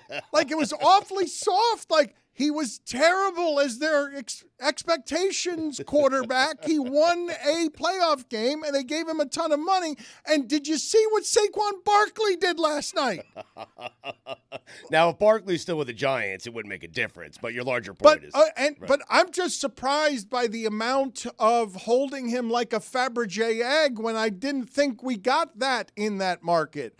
Since 2017, the teams that have lost the most in that sport are the Giants and the Jets. He was drafted very high. He was an unpopular pick. He was thought to be a reach, and he wasn't a very good quarterback who ended up getting a good amount of money that at least in part is the reason that Saquon Barkley now plays for your division rival. It was a disaster. Like, I'm all for let's be more gentle. I'm just surprised that he reads a letter and that's what gets gentle. He won a playoff game that unfortunately set the Giants franchise back about a decade. But he is being treated well on the way out. You know, Dan, he's doing this at the same time that Aaron Rodgers is playing quarterback and making a stink of everything in this city, and Daniel Jones just flying under the radar. He knows the fans aren't happy. He knows the organization's not happy, and yet he still found it within himself to step up to a podium and deliver it. He wrote it down. That's fine. Went to Duke. I understand the shot there. But he wrote it down, and he gave a heartfelt apology about a team that has been very good to him. And so I think that kind of stands Billy out. questioned the heartfelt. When you write it down, it's put it on the poll, Juju, at Le Batard Show. Is it heartfelt when you're reading it? And when I heard what Elle did, which, by the way, happened before Daniel Jones got cut, everything that we actually experienced there all happened before Daniel Jones was actually cut on Friday, which does provide some interesting detail here. What Elle did there is what Stugotz does on our show routinely. Routinely. I think also part of this is that it's Elle that is getting this reaction, and there was certainly some there was a little bit of extra seasoning on what the two gentlemen had to say about Elle there, and I don't think that someone like Stugotz ever encounters that kind of criticism. Exactly. Just plainly, he just said, there's a female on ESPN by the name of Elle. You could have just said Elle Duncan. They also said a gal. Who never played the game. This is the part we're talking about. But I take issue with a female on ESPN who goes by the name of Elle Duncan. She could just be by Elle Duncan on ESPN. Well, the question is, what if Randy Moss said it? What if someone else said it? What if Rex Ryan said it? What if a guy said it? And intentionally gave out her social media handle so his listeners can force feed hate her way. I just simply wanted to point out I wasn't even – why you guys got to put gender in everything? Sorry. They was. did. Well, he started it. I'm just teasing you. That's my job. I usually do that, but I just heard the way that our show sounds because yes, of course, you guys are obviously right. Don't make it gal. Don't make it female. That's correct. Everything that you're saying. I'm just still surprised though at the precious taking care of the Giants quarterback. Like that's not what Eli Manning played under in terms of scrutiny. The franchise, New York football, is the worst in the sport. Let me explain to you what it is, if I may, that we're presently watching with the Detroit Lions, because 20 years before Greg Cody was born, they were also 10-1. The Detroit Lions are ruling that sport with the positive story, Stugotz, of dragging everybody. They're the worst franchise in the history of the sport. In our adult lives, there has been no worse franchise in football than the Detroit Lions. They've got the best team in football. And over the last 8 years, the thing that has lost the most in the sport is the Giants and the Jets. The Jets are an international laughingstock. Aaron Rodgers is probably going to be put on IR here, according to Diana Rossini, or benched in the next couple of games. Or released also came up as a thing, which is crazy. Mm-hmm. Is Ryan Tannehill never going to play again? Because like everyone's just, Ryan Tannehill's going to come in, he's going to take over a team at the end of the year, he's going to lead them into the playoffs. It's like, well, no, now people are going to be fighting over Daniel Jones and possibly Aaron Rodgers. Right. Tannehill just waiting for the right opportunity. He waited too long. Yeah, he did, actually. Now Daniel Jones is out there. It's like, right, with the Niners. Everybody wants in the Daniel Jones game because we've all seen that he's athletic and he can run a little bit. And he won a playoff game. And he's got accuracy. But I would ask you all, what do you make of Saquon Barkley last night? And what do you make of what Saquon Barkley looked like with the Giants? As Nabers, you heard him after the game. Let's get that sound here because already, Stugotz, I think we can all agree. We've seen enough. We didn't need to see that much. We all know Nabers as a talent is somebody who's one of the best receivers in the league, correct? So that's fair. We saw that immediately even playing with Daniel Jones. But with this guy got for Daniel Jones, Stugotz. Like, Daniel Jones is now out with the Giants. Well, you remember the video. Joe Shane wanted to take a quarterback, the Giants general manager. They ended up taking Nabers, though, because they're stuck with Daniel Jones. Well, they were stuck with Daniel Jones. Now they start over and will look for a quarterback. But here's Nabers after the game yesterday as they get dragged by the Bucs. Go out there first, second quarter, don't get the ball, start getting targets at the end. I mean, can't do nothing. Start getting the ball when it's 30-0. What you want me to do? Why in the first half are they not looking at you? I don't know. Talk to Dave about that. Talk to Dave. That's some good quality gum chewing there. It is. Spectacular. It was fresh. He literally took it out of the wrapper right before he started. Let me try and concentrate. Let's play that sound again, and I just want everyone to concentrate on the amount of smacking and really the amount of Giants tension, of pressure, of we are a bad football team that you can hear in the grinding of every smack of that gum. Go out there first, second quarter, don't get the ball, start getting targets at the end. I mean, can't do nothing. Start getting the ball when it's 30-0. What you want me to do? Why in the first half are they not looking at you? I don't know. Talk to Dave about that. Talk to Dave. That's an angry chew. I mean, he's so right. It's such a good quote. I can't do nothing. What you want me to do? At 30-0. I mean, yeah. As Baker Mayfield is mocking your Italian quarterback, and the highlight of that game. By the way, this celebration. I love him. This made me laugh for a couple of different reasons. Not just because Baker gets to enjoy himself, and it's just fun watching him win, and it's more fun watching him with Mike Evans back. He held them afloat while all their skill position guys went down. It's just fun watching him play. He loves football, yes, man. It is fun watching him play. He got a stinger trying to grab the ball. And right before that celebration, what made me laugh is, so he's weaving through the secondary, jumps up in the air, and barely gets it over the goal line, lands on his back, and the ball, off his stomach, springs 10 yards in the air. Yeah. Like, as he barely gets over it. It might have been a fumble. It wasn't. They reviewed it, and he was a little bit over, but he was on his back. The ball springs up, and he immediately goes to mocking Tommy DeVito's celebration and doing the Italian. It's too hyped up, though, is it not? It's too. No, you have to go over the top if you're mocking it. Yes, you have to. You do? Just to make your point. Yeah. What did that make the score of that game? Was it like 21-0? I'm not sure what a disaster the Giants are. That was great by Baker because people were wondering whether or not he got into the end zone. You have to get up very quickly and just start celebrating, just to throw the refs off the scent, you know? I think he's right about that.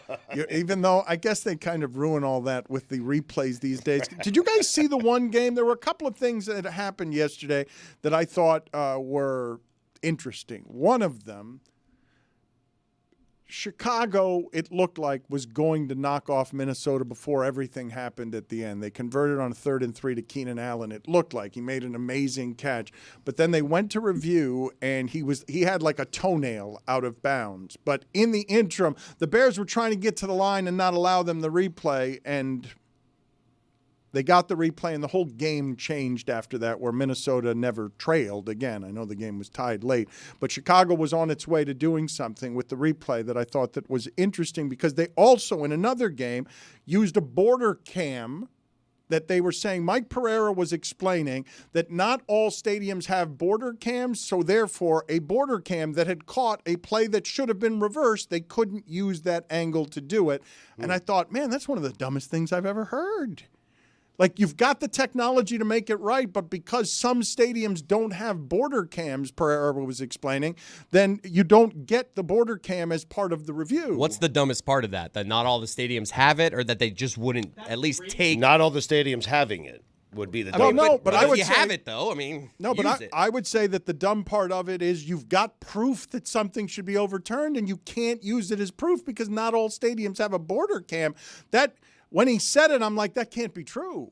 That cannot be something that they're deciding not to review because of a border cam situation. I immediately thought that that's something that couldn't be so. But if Pereira at this point has the credibility that you assume if he's saying it, it's just so, correct? He does have that credibility. He doesn't get these things wrong.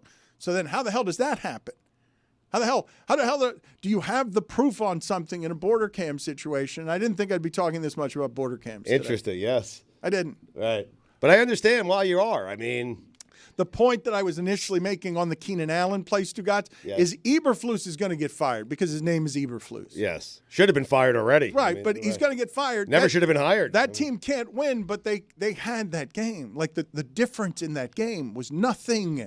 It was the play I'm talking about is an amazing athletic play that looked like a catch to everyone involved, and one toenail was out, and as they tried to rush to the line to get the playoff so they couldn't do it, in a moment of good coaching, Minnesota stopped the play. It's a game of inches, Dano. Well, it's not just a game of inches. Those third and fourth downs become so important that it's the difference between Chicago being 4-7 and 7-4. Like, they've lost 3 games like this. We'd be talking about Caleb Williams totally different, even though he's getting sacked 8 times a game. The Bears are 5-18 in one-score games under Matt Eberflus. Oof. Wow. I mean, awful. He's been in that many, huh? Pretty crazy to think. But, like, I could say the Dolphins have been in an equal amount of close games. With them, you want to write off, but the Bears are close to being good. Like, what does that mean? I can't figure you out. The Chiefs have only played close games for the last 2 years. That's our point, kind of, with all this, that every team, these teams aren't that far apart. And, like, you know, I want you to believe in the Dolphins, Dan. That's really what's at the crux of this. He's not going to do it, man. I do love that became about the Dolphins. But it's not that I don't believe in the Dolphins. Chris, I will say to you, their offense is a special thing when they're healthy. That's not up for dispute. They're going to score about 30 a game if Tua's okay, but the whole thing's built on something fragile. And beyond that, they're going to have to go on the road and win 3 of these games. Maybe they win out and then get a home game, but you're going to have to win 3 road games. And so while I want to believe their offense can do something that would be a reason for hope and that they would be closer to what it is that they were last year than what it is that they've looked like this year, I just don't believe that they're as good as the best. And I don't know how many different times you want Buffalo to prove that to you. I think to Billy's point on this being Tua's biggest game of his career, more so than just the playoff implications, I want to see Tua play well in the cold. If he plays well in this game against the Packers, that will at least give us something to be like, okay, maybe he can do this down the road. You need proof. So it's just like, so there is value in this game of just show me you can play well in the cold. But can I ask this question and just, I don't know if it's a stupidity to ask you this question. The way that they play offense, if it's cold and windy, right? Not just cold, but if the elements are actually something that affects play. By the way, it's going to be cold and rainy and windy in Green Bay on Thursday. Are you sure rainy? I thought it was supposed to be dry but very cold. I see rain. Okay. They also have been playing offense differently as of late. Like, they haven't been just throwing it over the top because that's been taken away from them. They've been doing a lot of shorter passes. They've been kind of getting what they've been given. So their offense isn't exactly the same as it was last year, which may benefit them in the cold. To Billy's point, Tua has the lowest average depth of target in the NFL at 5.6 yards. He has the quickest average release time. He's one of 4 quarterbacks averaging a positive EPA on throws behind the line of scrimmage, and they've been able to attack the middle part of the field a lot better with, medium level passes as opposed to just bombs. Tua, since returning, hasn't thrown an interception on a pass over 15 yards. So they're using the shorter part of the field. They're using motion a lot more, and they're even able to establish passes that aren't just over the top. That should help in the cold. All of that was per the Ringer. But to Dan's point, we're asking a Dolphin, and it's asking a lot. Do you have confidence? Now, I'm fine with it. I just want them to get to the playoffs, because you get to the playoffs, you have a chance. But they're going to have to go on the road and win 3 games against, like, Pittsburgh, Baltimore, the Chiefs, Buffalo, something like that. All outdoors, all cold weather places. Let me do it another way, though, okay? Because you are right. They have been creative over the last 3 games, playing subpar teams over the last 3 games. And playing at home. Yes. But the question that I haven't fully gotten out to you, because, yes, they are playing differently the last 3 games or 4 games, using motion, shorter stuff. Last year, he got rid of the ball just as quickly, and they had they had per yard more downfield throws last year than this year. But I simply assume simply assume it. And you guys tell me if you think I'm wrong. That's like a Ferrari in the snow. That's not going to work in the snow. That stuff, if it's windy out there and everything is on timing and everything else, I don't believe that whatever that thing is going to out-physical what Philadelphia and Detroit are. I know they're in the other conference, right. But how they're going to play in the snow, or for that matter, how Baltimore and Pittsburgh are going to also going to play in the snow, because they're not as precision and timing oriented, and so therefore, in perfect conditions, yes, of course, healthy, that's fine. But now I make it something that's slop. I assume it doesn't work in the snow. It's never mind that I need proof. I'm like, that's not working in wind. So I agree with you, which is why Chris is intrigued by this game coming up, because he needs proof. He wants to see them do it. I agree with you. But you also understand that I'm saying Josh Allen works in snow. Yes, of course. And it works in the sun as well. It works when he's playing outside of the snow, too. I am with you. I think the Dolphins' offense, it's why last year we were saying, I remember me and Greg having that conversation about the Dolphins have to get the 1 seed or the 2 seed. They have to play some home games in the playoffs because their game doesn't travel. Miami collapsing in December, that is not choking. That's environment happening to something that doesn't work in that environment. Well, they've choked at home the past couple of seasons in December also. But if you're playing Detroit or if you're playing Philadelphia, it's best case scenario because you're in the Super Bowl and you're playing in a dome. So that's not going to be an issue. I just made it them instead of Baltimore and Pittsburgh. But you like a game dragged down into the muck against a Pittsburgh when the strongest thing you have, like when I say Ferrari, look, forgive me, I'm saying that I assume that we all understand this is a precision machine that would work the way that Aaron Rodgers worked when he won his one title. It's go through domes. Go through domes because you don't have those one-game samples where wind can throw off accuracy, and all of a sudden your greatest weapon doesn't get to be your greatest weapon anymore. Oh, do the Dolphins need the Chargers in the first round? Please. But I don't think anyone thinks they're going to go on a run and win the Super Bowl, right? Like, that's not what we're saying. I think that you're just excited with the way the team is looking and think there's a chance to make it to the playoffs. And again, like, what is a successful season? Because if they win a playoff game, granted, it's not the Super Bowl that you were hoping. That's but like, success. It is a step forward, and you don't want it to end there. But where are you on this? I want to pin you down, and I want to move this off. I want to move off the subject. Yes. I'm trying to pin you down. No, you. What do you mean? I've been pinned down No, already. you can't even tell us what a successful season is. Baby. I thought this season was about getting to the Super Bowl. I thought that's what we were all doing. I thought but we then were you all lost in. your quarterback. But I thought we were all in on contracts and everything else, that this year was a Super Bowl season. Who is pinning who in? Yeah, let's all pin each other. Right. What's happening here? Well, I want to pin Billy in on the idea of, he has told us, and he's enthusiastic now. He says they're in the mix. He's been saying for 3 weeks, even when they were 3-6, he was saying that they're in the mix. They were. Right. Is this you pinning him? What are we doing? I'm pinning confused. him? I'm confused. I feel like I'm going to be misrepresented here. You pinning him in or down? Yeah, I'm going to pin him in and down. Wow, both. Friend of Dorothy. I kicked out. You're in a bad mood today. No, it's just, I want him publicly on the record, because this is what happens. He's like you this way. He says things and then denies that he says them, and then we have to go look it up. falsehoods. But so I want to get you on the record with where you are, because you're making me, Guy, I remind you, I'm not allowed back on the bandwagon. Correct. You kicked me and Jeremy off of this bandwagon because of how it is that we reacted to Tua's last injury. You told us we can't be a part of this, and everything you said was going to happen has since happened, where the Dolphins have won those games, and it's a back in the mix conversation. So what is a successful season to Billy Gill?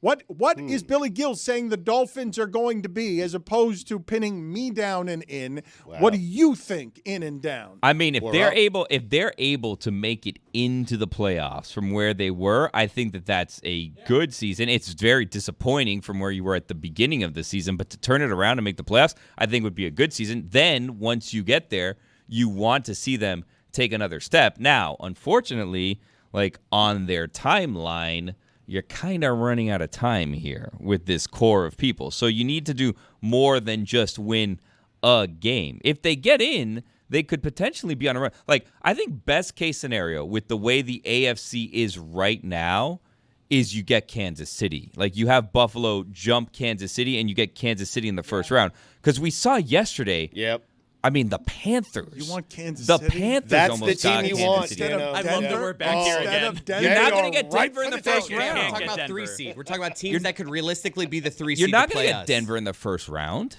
I thought you were doing all of the AFC. No, I'm talking about first round to get round, a playoff win. We You did don't this want last Buffalo. Year. You're going to do this Do you want again Buffalo? with Kansas City? I'm asking you. Do you want? We're Dan, not saying we want Kansas City. We're saying of our options here, they seem beatable. Let me be clear. You guys are saying what you're saying. What I'm saying is I do want Kansas City. Oh no, that's the team wait that a minute. I'm not doing this. they barely beat Carolina. Stugotz major penalty, 5 minutes for talking about the Chiefs.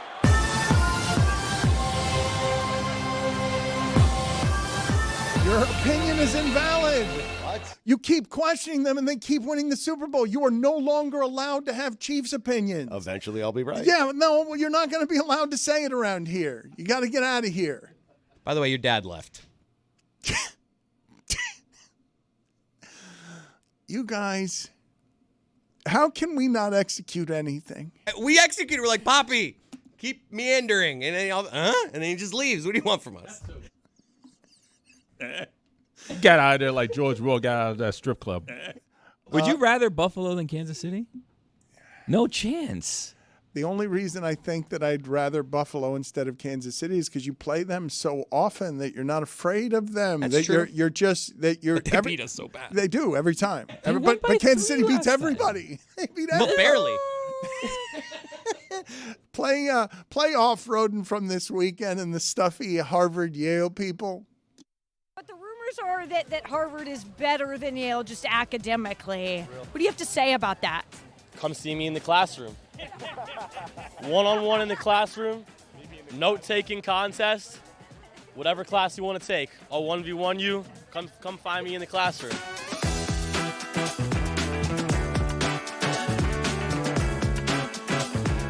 Hi, Dan. It's me, Lucy, and we are here in Cambridge, Massachusetts at one Harvard University where their most famous alum, Pablo Torre, attended. We're here for the game, Harvard-Yale, to really capture the experience.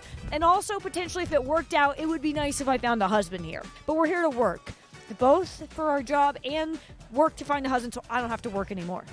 How do you just feel about Yale? Who? Are people who go to Yale entitled or no? I mean, we're in New Haven, man. We come out of the slums, you know. Like people at Harvard, I mean, you got such nice buildings around. I feel like it's easy to take it for granted, you know. And how much do you hate Harvard? This much. They're cocky, they're pretentious, and their food sucks. Everything is about Harvard in Boston. You go to the airport, and it's all Harvard, Harvard, Harvard. There's more than Harvard in Boston. Harvard sucks. Okay. There's a reason you're interviewing us right now, right? Because you guys want to be the best of the best in your craft. I personally don't care that much. I'm more so here for the vibes. I'm here to make friends. I think we need more peace and community, actually. So what's your record? So who has the Ivy League title already? Wait, so who has more Rhodes Scholars? Who has more Nobel prizes? More Rhodes Scholars! Oh my gosh!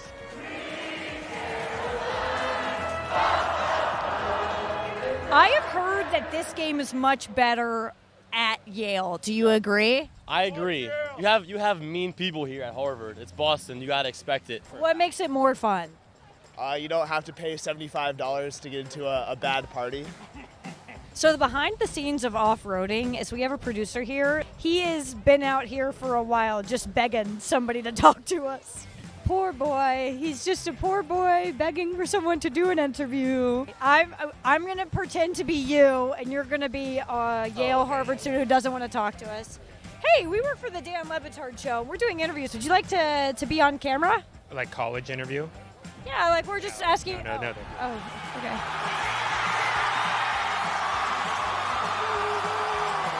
Is Yale a safety school? 100%.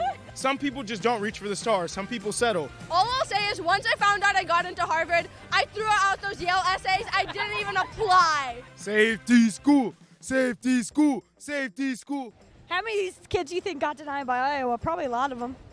They probably all applied. Couldn't get in. What is the worst grade you have ever gotten? A-. So I tried to experiment in pre-med. I did end up with a C+. Pre-med or econ, Just drop it. It's not worth it. It's not worth it. You're saying yeah, like you didn't just say the worst grade you ever got was an A-. By the way, if you went to one of the Ivies, let's talk. Mina Kimes or Pablo Torre? I'm gonna go Mina. I'll pick Mina. I'll say Pablo. Pablo. Mina, I don't know. Mina went to Yale and Pablo went to Harvard. You both lost. Yeah! Bula, bula! I'm gonna go Mina to go kick rocks. Oh. What is this? This is the Dan Le Batard I love this Show. I watch it every Thursday. Yeah, every Thursday. We're also on, but not Monday, Tuesday, Wednesday, and Friday when we're also on. Well, those days I'm busy.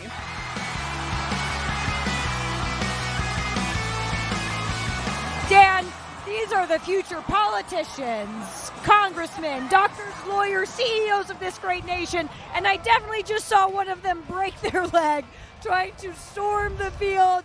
Harvard-Yale is actually pretty cool. It was actually a lot of fun. The vibes, they were electric. Next week, we're also going to the game. Michigan, Ohio State. Didn't find a husband here. Kind of a bummer, though.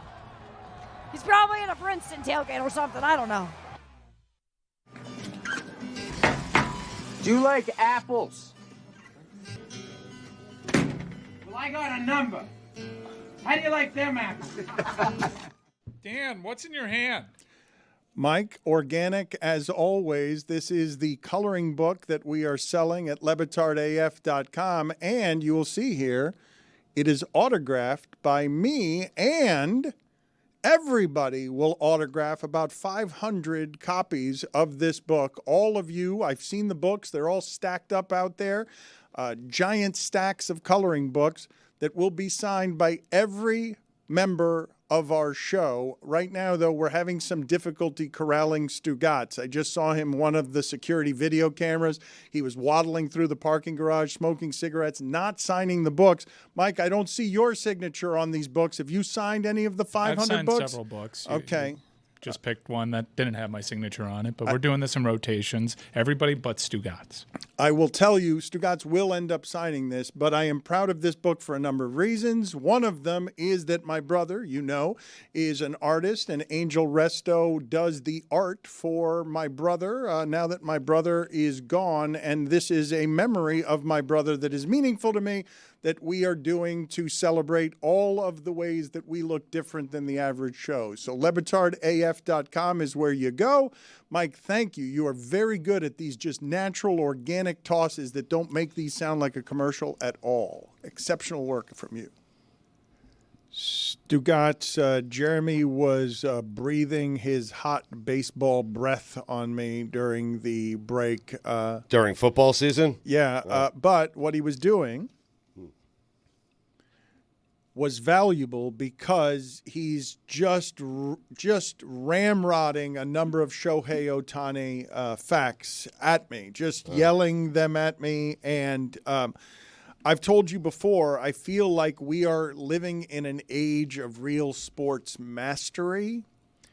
And basically, whatever Babe Ruth is now to you listening to this, Shohei Ohtani is going to be 70 years from now when people talk about what was this thing that came over here and was better at baseball by leaps and bounds than anyone else playing baseball. The stats on the MVP voting on Shohei Ohtani suggest a level of mastery that you will not find anywhere else in sports. Not from Jokic, not from Serena Williams, not anywhere. To put it in perspective, Babe Ruth only ever won one MVP in his career. This is Ohtani's third. And not only is it his third, Shohei Ohtani just won his third unanimous MVP in Major League Baseball. No other athlete in any of the four major professional sports in America has ever won more than one unanimous MVP. He's done it 3 out of the last 4 years. And in that fourth year, where he didn't win MVP, he just happened to be second in MVP voting and fourth in Cy Young voting. How many Super Bowls has he won? I mean, it's November. We're talking about Ohtani. He's the greatest athlete who's ever lived. He's got about 500 home runs to go before he changes. The greatest athlete who's ever lived. Before he catches Ruth. I mean, seriously. Stop it. You're embarrassing yourself. StugotzBook.com tomorrow. It will have pages for all of you. I do want to push back only with one athlete that I think we can compare to him, Jokic. Did you see this play that he almost did against the Lakers the other day? Amazing. 0.3 seconds left in the quarter. He's all the way across the court, the full court length. So he's like, okay, 0.3 seconds. There's not enough time for me to catch and shoot. So, hey, teammate, toss it to me, and I will bat the ball all the way down the court. That's crazy. And I will almost make it. It's one of the crazy. He missed it. It was an air ball, but it's still one of the more impressive things I've ever seen in sports. It would be the best basketball play ever. It's pretty good. It's crazy. Imagine if he made that. Wow. I'm surprised he didn't. I got to be honest with you. Given that guy's level of mastery over everything he's doing. Those two guys should start a podcast. Ohtani and Jokic. Just two guys that we never hear from, but are actually the best athletes ever. Stugotz, you pitched the Travis Kelce pod before people did. Get on that one. Okay. Well, they were brothers. That was right. It was made obvious. a little more sense. I don't even think Stugotz had Jason involved in the Travis podcast. One of these people needs an interpreter. It was me. Think about the reach. It's a terrible podcast idea. Okay. Like, truly terrible. Like I disagree. We can't put you in charge of anything. They probably both like horse racing.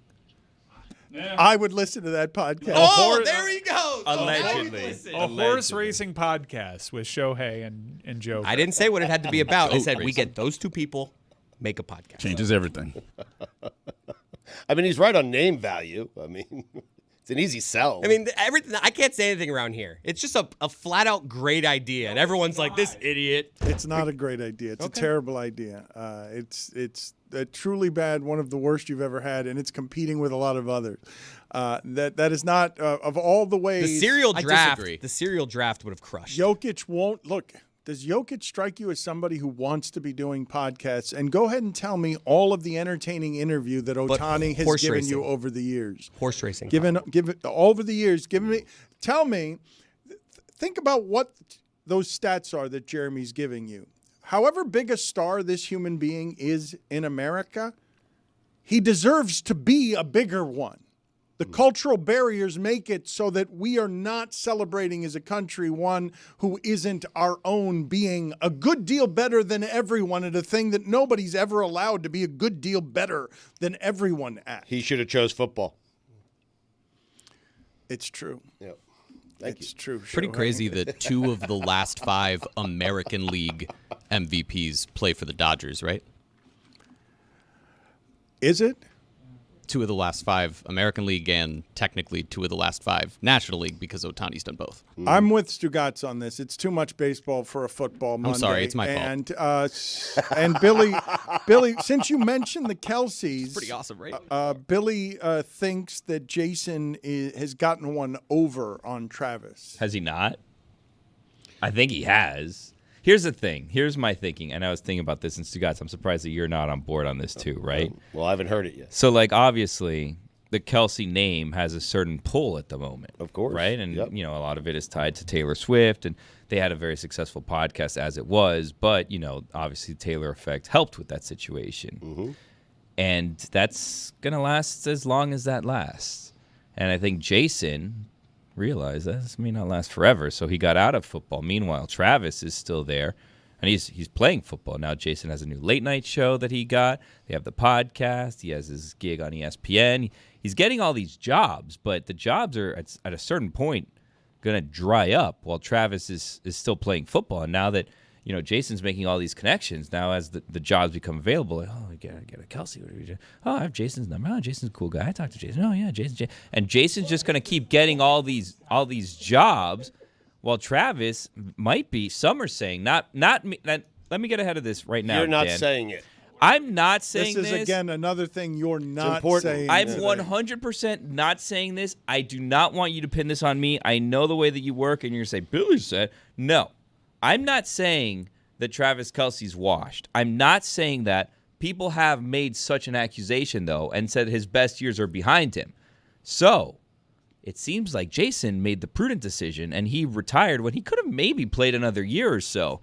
And he started the next phase, and he's getting all of the jobs that you would think Travis would get. And no, Travis is just doing he's smarter than a fifth grader right now. He's taking the jobs that he can take in the offseason, where Jason's here, Pac-Manning it up, eating all the ghosts, taking all the jobs. Are there going to be limits on the amount of jobs that Kelce's can get? Because there weren't limits on commercials they can get. I would assume that Travis will have whatever job. You think I've got it wrong to say that if Travis wants to be doing what Gronk is, or if Travis wanted to be doing what Tony Gonzalez did, that he could have whatever job he wants? They just invent another seat at another table for him? Not if he breaks our sweet baby angel's heart. Right. If that doesn't end well with Taylor, those jobs are going to go away. He's going to be persona non grata. Mm-hmm. And you need to get the jobs now while you're persona grata. Right. It has to end well with Taylor. You're right. It has to end well with Taylor, or that's all going to – he's going to become a villain if they break up. Wait a minute. An actual villain. You have his broadcasting jobs dependent on his relationship? You don't?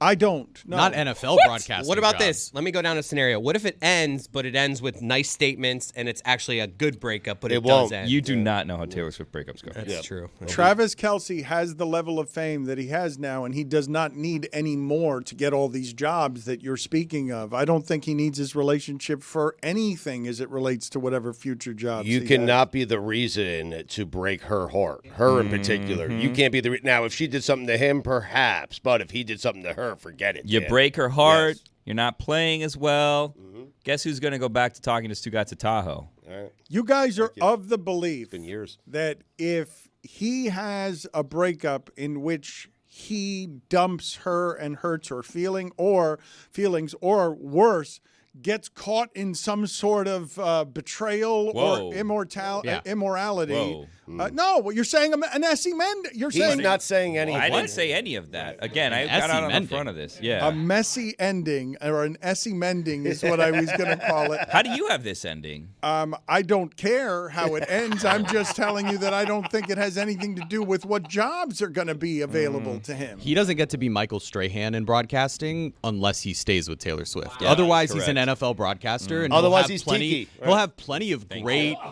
moments as an NFL broadcaster, but he doesn't get to be a beloved American broadcaster or host or all of those things if he ends up in a messy breakup with Taylor Swift.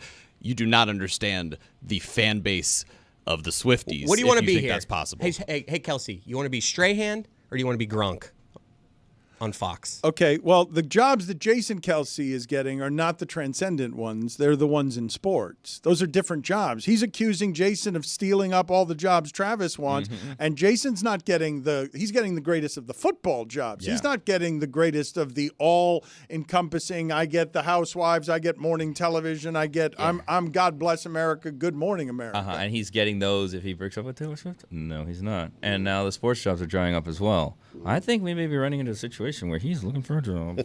You've had a number of different voices today that have been whispered or spoken through your teeth, and I don't know which one this is. How here. so? What do you Well, mean? I think that Travis Kelce will get the jobs that he wants, and he's got the amount of fame now that he needs to get those jobs. He will make this own- but he's playing too long. He needs to retire if he wants these jobs, and Jason's the one that realized this. Fame is a fleeting thing, Dan. He just won 2 Super It's a fleeting Bowls. thing and a cruel mistress, and you need to play it right. Both of those things. I thought your listener league was the cruel mistress. Oh, that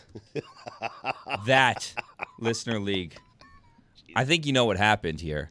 I think you know it didn't go swimmingly for your boy, and that's why you're bringing it up this week. Every time I do decent, you seem to forget about it. But this week, old Billy didn't do so hot, so you said, why don't you tell us about your listener league this week?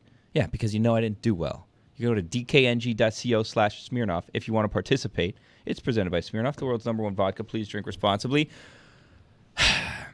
Dan, it was looking like it was going to be a really bad week. 506 people competed with us this week. 505 people competed against me.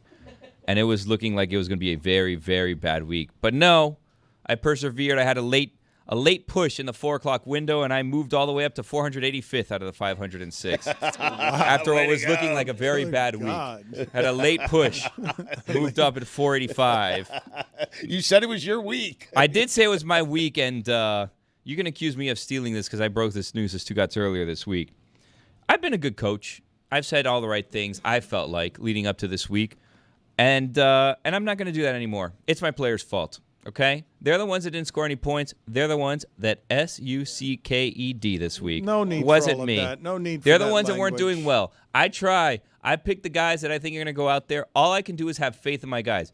Am I going to be accused of having too much faith in them? Yeah. Yeah, that's the problem. And I'm not going to apologize for that. I'm not going to say I shouldn't have faith in my guys. I have faith in them. Every week I have faith in different guys, and every week they let me down. It's going to be a long Thanksgiving, a long, cold Thanksgiving, because we're going to talk about it. This isn't going to be those awkward Thanksgivings where everybody's sitting at the table, there's the elephant in the room, no one's talking to each other, everybody knows there's tension. No. It's going to be there, right next to the fixins. We're going to be talking about all of our issues at Thanksgiving, and we're going to get back on track for next week. Fixings? Yeah. Next to the stuffing. Next to all of it. A bowl of tension. Next to the mashed potatoes. Next to the mac and cheese. Are Next to the fixins, do stuffing. people associate fixins with Thanksgiving? I feel like fixins are more buffets. I think fixins, is that a This phrase? is the holiday for fixins. Thank you. Is it? Mike It's the gets Super it. Bowl for fixins. Uh-huh. Okay. And it's going to be there on the forefront. We're going to talk about it. DKNG.co/Smirnoff if you want to talk about it I'm next sorry. week. Are I'm fixins, coming. Are fixins side dishes or are fixins sort of things that you would take from a salad bar to Side dishes. I'm saying fixings are Side foods dishes, that are yeah. traditionally served with a main dish, such as vegetables, sauces, salads. Okay. All the what- fixins. Fixins what I'm going to be doing to my roster if these guys don't start shaping up, because they're going to be shipping out. I really don't want to hear any more about your listener league. I never DKNG.co/Smirnoff. wanted to Why hear don't you anything do it next about week it. with us? Yeah, try it out. Come on. Because Please. it sounds awful. I didn't think I Sounds could go. awful. It's so Okay. fun. Dan, Come this on. is low key. A little bit of a segment that we put these concepts over and make it seem like something that's super fun to be in. no, It is super fun to be in. Maybe don't call it awful. I had a late push, maybe, 485. Maybe be like, you know what? For Yeah. Thanksgiving, Billy, I will be in Take that. his phone, I Stugotz, will right be now. in that. Take his thing. phone. You Let's make go. it sound amazing. Get his DK I will Fantasy be app in it. open right now. That's what you say. You know Pick it what? up. I'm joining too. Wow. Look at this. A Christmas miracle. Me 3. On Thanksgiving. Come on, come Me on. 4. Jeremy's right. in. Roy? Dan? Sure. DeRoy's in. Dan? Thank you, Smirnoff. Get his phone. DKNG.co/Smirnoff. Get his phone. All Let's sign him the up right now. fixins. It's so Okay. fun, Dan. What's your code? Dan. It's like, don't even think of it like fantasy. Don't even think of it like fantasy sports or football, because I know that's how you think about it. Think of it like this. One of your favorite things, budgeting. Think of it like monies. You know what I mean? You get your 50 thou, and then you have to kind of put a team together with the 50 thou. But everybody's worth a different amount of monies. And then you have to figure out how to manage those monies to get the winning pieces. Boom, boom, boom, boom. I got railroaded. It's a math there, problem. By just the conversation in general, and so it may have sounded like I was saying that the listener league itself sounded awful. That is not what I meant. What I meant is Billy yammering about finishing 485th in his After a league. late push. To I have- surged to Yes. 485. To have more of that in my life next week is Oh, not I something think that you know what I it is? would sign up He's for. afraid. You're afraid. Dan's afraid. Afraid of math. Another voice. Great. Now You're the a voice of a chicken. You're a chicken. Yes, that's what it is. All right, I'm in. I'll play the game. You will not call me a chicken in front of the nation. I will not be called a chicken. Yes. We did it.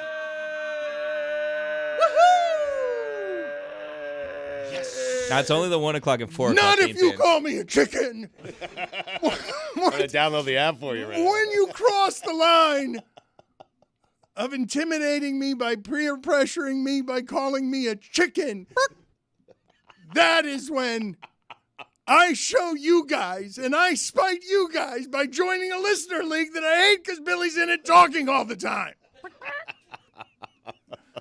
I don't hate the listener league because the listeners We are got in it. I hate We it got because it. I've got to listen to Billy. Yes. I finished 485th at a late push. Surge. I got surge. You should have seen what I did in the 4 o'clock window. Well, Billy wants you in so badly, so why don't you negotiate with him? Like, perhaps if you do the league this week, Billy won't talk about it next week? Or No, he already committed. Oh, the only okay. thing is, like, so I have yeah, to talk I'll he's talk just, about he's it. just in to prove he's not chicken. Ah, okay. All right. He has That's the the guts. most important Right. thing. I think we can all agree. I'll show you, America. You think I'm a woke chicken? I'm not. I'm just woke, but I'm not a chicken. Oh, man. I hope you win it. I will play this with you, and I wanted to move off of the Listener League for a moment, Stugotz, because I don't know if you have seen on Max. Colin Farrell is there, hiding in plain sight. I am not somebody who likes The Dark Knight and its derivatives. I don't dislike it. It's just not something that grabs my attention. But Colin Farrell getting in makeup for 3 hours a day so that he could be totally unrecognizable as the Penguin. Not want to ever do a role like that again, because for the length that we're here working on air, roughly, Colin Farrell was spending that day in makeup for that long, in getting into a costume that even once you're in it had to be fairly unpleasant to drag around with you every day. I mean, don't sell us short, Dan. I often spend 3 hours in makeup before these shows. The mask that he's wearing makes it so that you would simply not recognize in any way that this is Colin Farrell. It's not a fat suit. It's just layered on makeup that make him unrecognizable. And it's not something I would do for a part. Like, it's not, if I was at his pace, at his point in his profession, this is not a task I would want to undertake. It wouldn't be worth the work to me. But everybody would see this and be like, well, that show's not going to be very good, right? The Batman, had kind of a split audience. Everyone kind of respects the new vision on it, but it was actually released quite a while ago. This series comes out, and you're skeptical, but you're like, I'll give it a try because Colin Farrell, it won't fail because of his level of commitment. No matter what, he will be committed. And you watch it, and having watched the entire series, I will concede it's formulaic. I will concede maybe sometimes it's overacted. I will concede maybe sometimes it's overwritten. And it's still awesome. It's great. It's fine. Follow a formula. You want to be the Sopranos in a comic book world?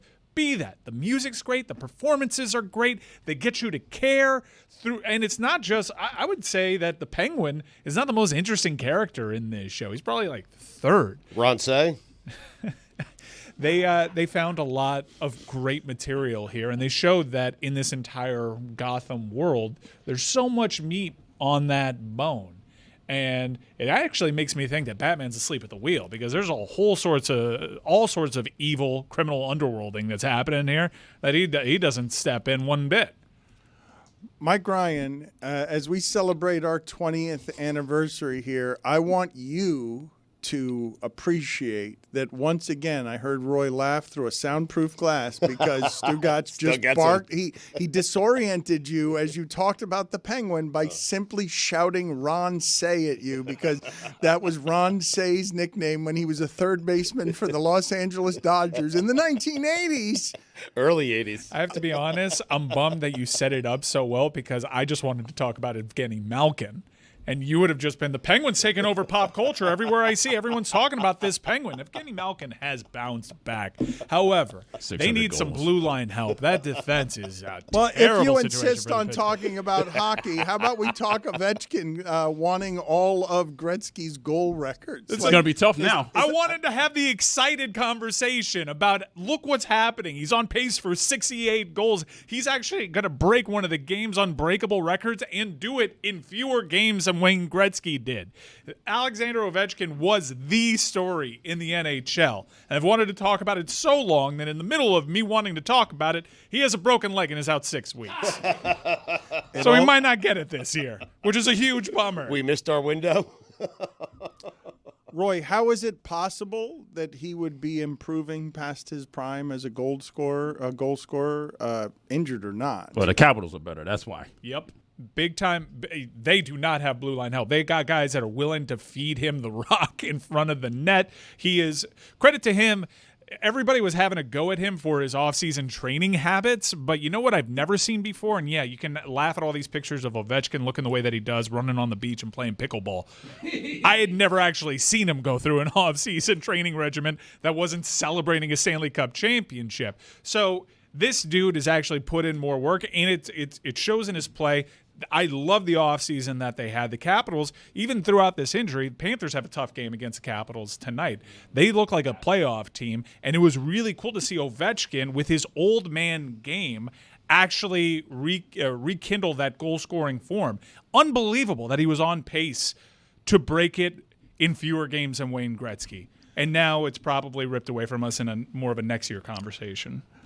How did we manage when Stugotz came in here talking of football and saying, what a day, to talk hockey, baseball, and Billy's the fantasy Penguin league. and Ron Ron Say Say. and Ron Say in one segment? Don't forget that coffee table, man. Does that Hi, Dan. microphone say sure upside down? That microphone that you have right there, it says sure upside down, doesn't it? That is nuts. Totally nuts. I've never seen that. Mike Schur is always around you, around your spirit, around your energies, around your the way he speaks of you is a bit nauseating. I know. It's disgusting. I hate it. I hate it. Yeah, me too. Yeah, I hate it's being just acknowledged. Gross. It's just gross. It's too much. Ted's so sweet. He's so kind. Everybody loves him so much. Yeah, Yeah. We do. Mary's the same nauseous way as I am. We have vomit bags for people, Disgusting. just in case. Yeah, about how great your lives are, how amazing you are, that you share it Yeah. with everybody. Yeah, it's just gross. You're unendingly happy. Everyone's jealous of you. It's super in love. By the way, everything I say on air or on TV or something is a message to me. It's not how I really am. It's like maybe if I listen to myself, I might be that. So take it with a grain of salt. What are we talking about? Me? His favorite Your favorite subject. Oh, he loves it so much. Actually, we're talking about the way you talk about him is what we were talking about. Mike Schur and Ted Danson are with us. A Man on the Inside is the #1 show on Netflix in the United States as we speak. Variety calls it charming, hilarious. Rolling Stone, Alan Sepinwall says Danson remains one of the most graceful, versatile, and game comic performers that television has ever been lucky enough to have. And The Hollywood Reporter says that if anything characterizes Mike Schur's worldview, it's a generosity of spirit. Both of these men are disgusting. They're disgustingly positive. They make charming television, and it makes me nauseated to see them have the #1 show on Netflix. It bothers me that Mike Schur has yet another success in his arsenal of successes. It's annoying. Great to see you too, Dan. How you doing? How did you? By the way, we did lose a lot of viewers just then. Just now, how did you rope Danson into another one of your failed projects?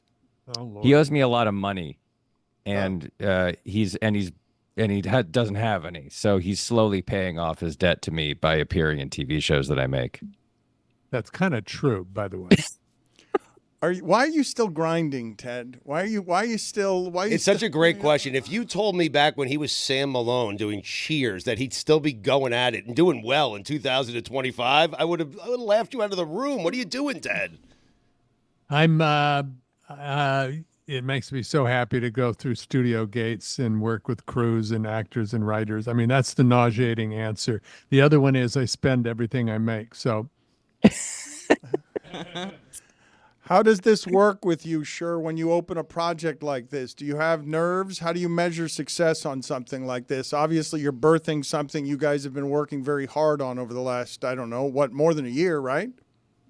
Oh, yeah, almost 2 years, all told. I don't have nerves because I can't control it anymore. I have nerves while I'm making it and writing it and shooting it and editing it. But once it's over, it's sort of, I get into this kind of stoic place of like, well, it's out of my hands now. So, you drop it and you see what happens. It's also very different from the old system. The old system was it was airing once a week. And so you could track this sort of week to week. Are people sticking around? Did they drop out after the first episode? Are they still watching in the fourth episode? Now you just don't know. It's a black box. So you just kind of hope for the best. And you get these little snapshots that say, oh, it's #1 in these countries or it's top 10 in these countries. But it's hard to know how to interpret it. And it's hard to understand what that really means. So I just kind of throw up my hands and say like, well, I hope people like it. And, I guess so far so good is what we would say, that we'll know a lot more in about a month when they kind of come back to us with a full picture of how it's performing. Until then, Okay, you know. see, that's an example of the adult in the room. I pop champagne corks. I buy something and am in debt again.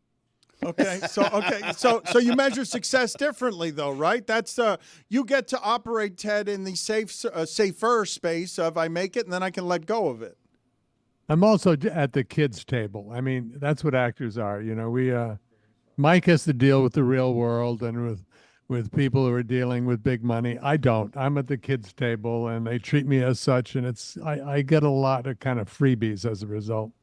Mike, I guess it's sorry. I guess go it's ahead. no different than like a movie that's like 90 minutes or 2 hours, right? But like, is it weird that you spend 2 years of your life working on this project and then like someone like me just sits down for 3.5 hours and knocks it out, and then I'm done with it? It is very much like a movie, which is obviously not how TV used to be. This is like I had this thought at some point when I was finishing the last episode of like, been thinking about this and working on it for 2 years, and when I'm done, someone will be able to watch the entirety of our work on one flight from LA to Chicago. And that is not what TV used to be. TV used to be this thing that slowly unfolded over, 22, 24 weeks from September to May. And now everything is sort of being herded toward the movie model. And look, it's amazing that we still get to do this. So I'm not complaining, but it's just it's the thing that TV used to have over movies, was that you like watch characters slowly grow and change over months and months and months and years and years and years. It's sort of not like that anymore. And it a little bit bums me out. Like, I feel like that was the advantage TV had over movies from a storytelling perspective, and it's sort of disappearing. But again, it's I'm not complaining. It's a great job. I'm happy I get to do it still. Ted, when he frames it that way, though, does it make it impossible for you to have this character resonate the way that Sam Malone did, because it's an audience growing old with a television show as opposed to watching it on a plane flight? I suppose just because of the weight of 11 years and 22 episodes a year, that's to some degree true. But we're making movies. We're not making TV shows the way they used to be. So the story is way more important than anything else, And so, no, I kind of like this, to be honest. I really do. You guys tackled with some of Mike's projects. You're tackling the spiritual. You're tackling mortality in this when you're going into a nursing home. I imagine we're playing some here with age, Mike. Are you trying to summon a character? Are you trying to take us to a place closer to where Ted Danson is working undercover in a retirement home around people who are in their 80s?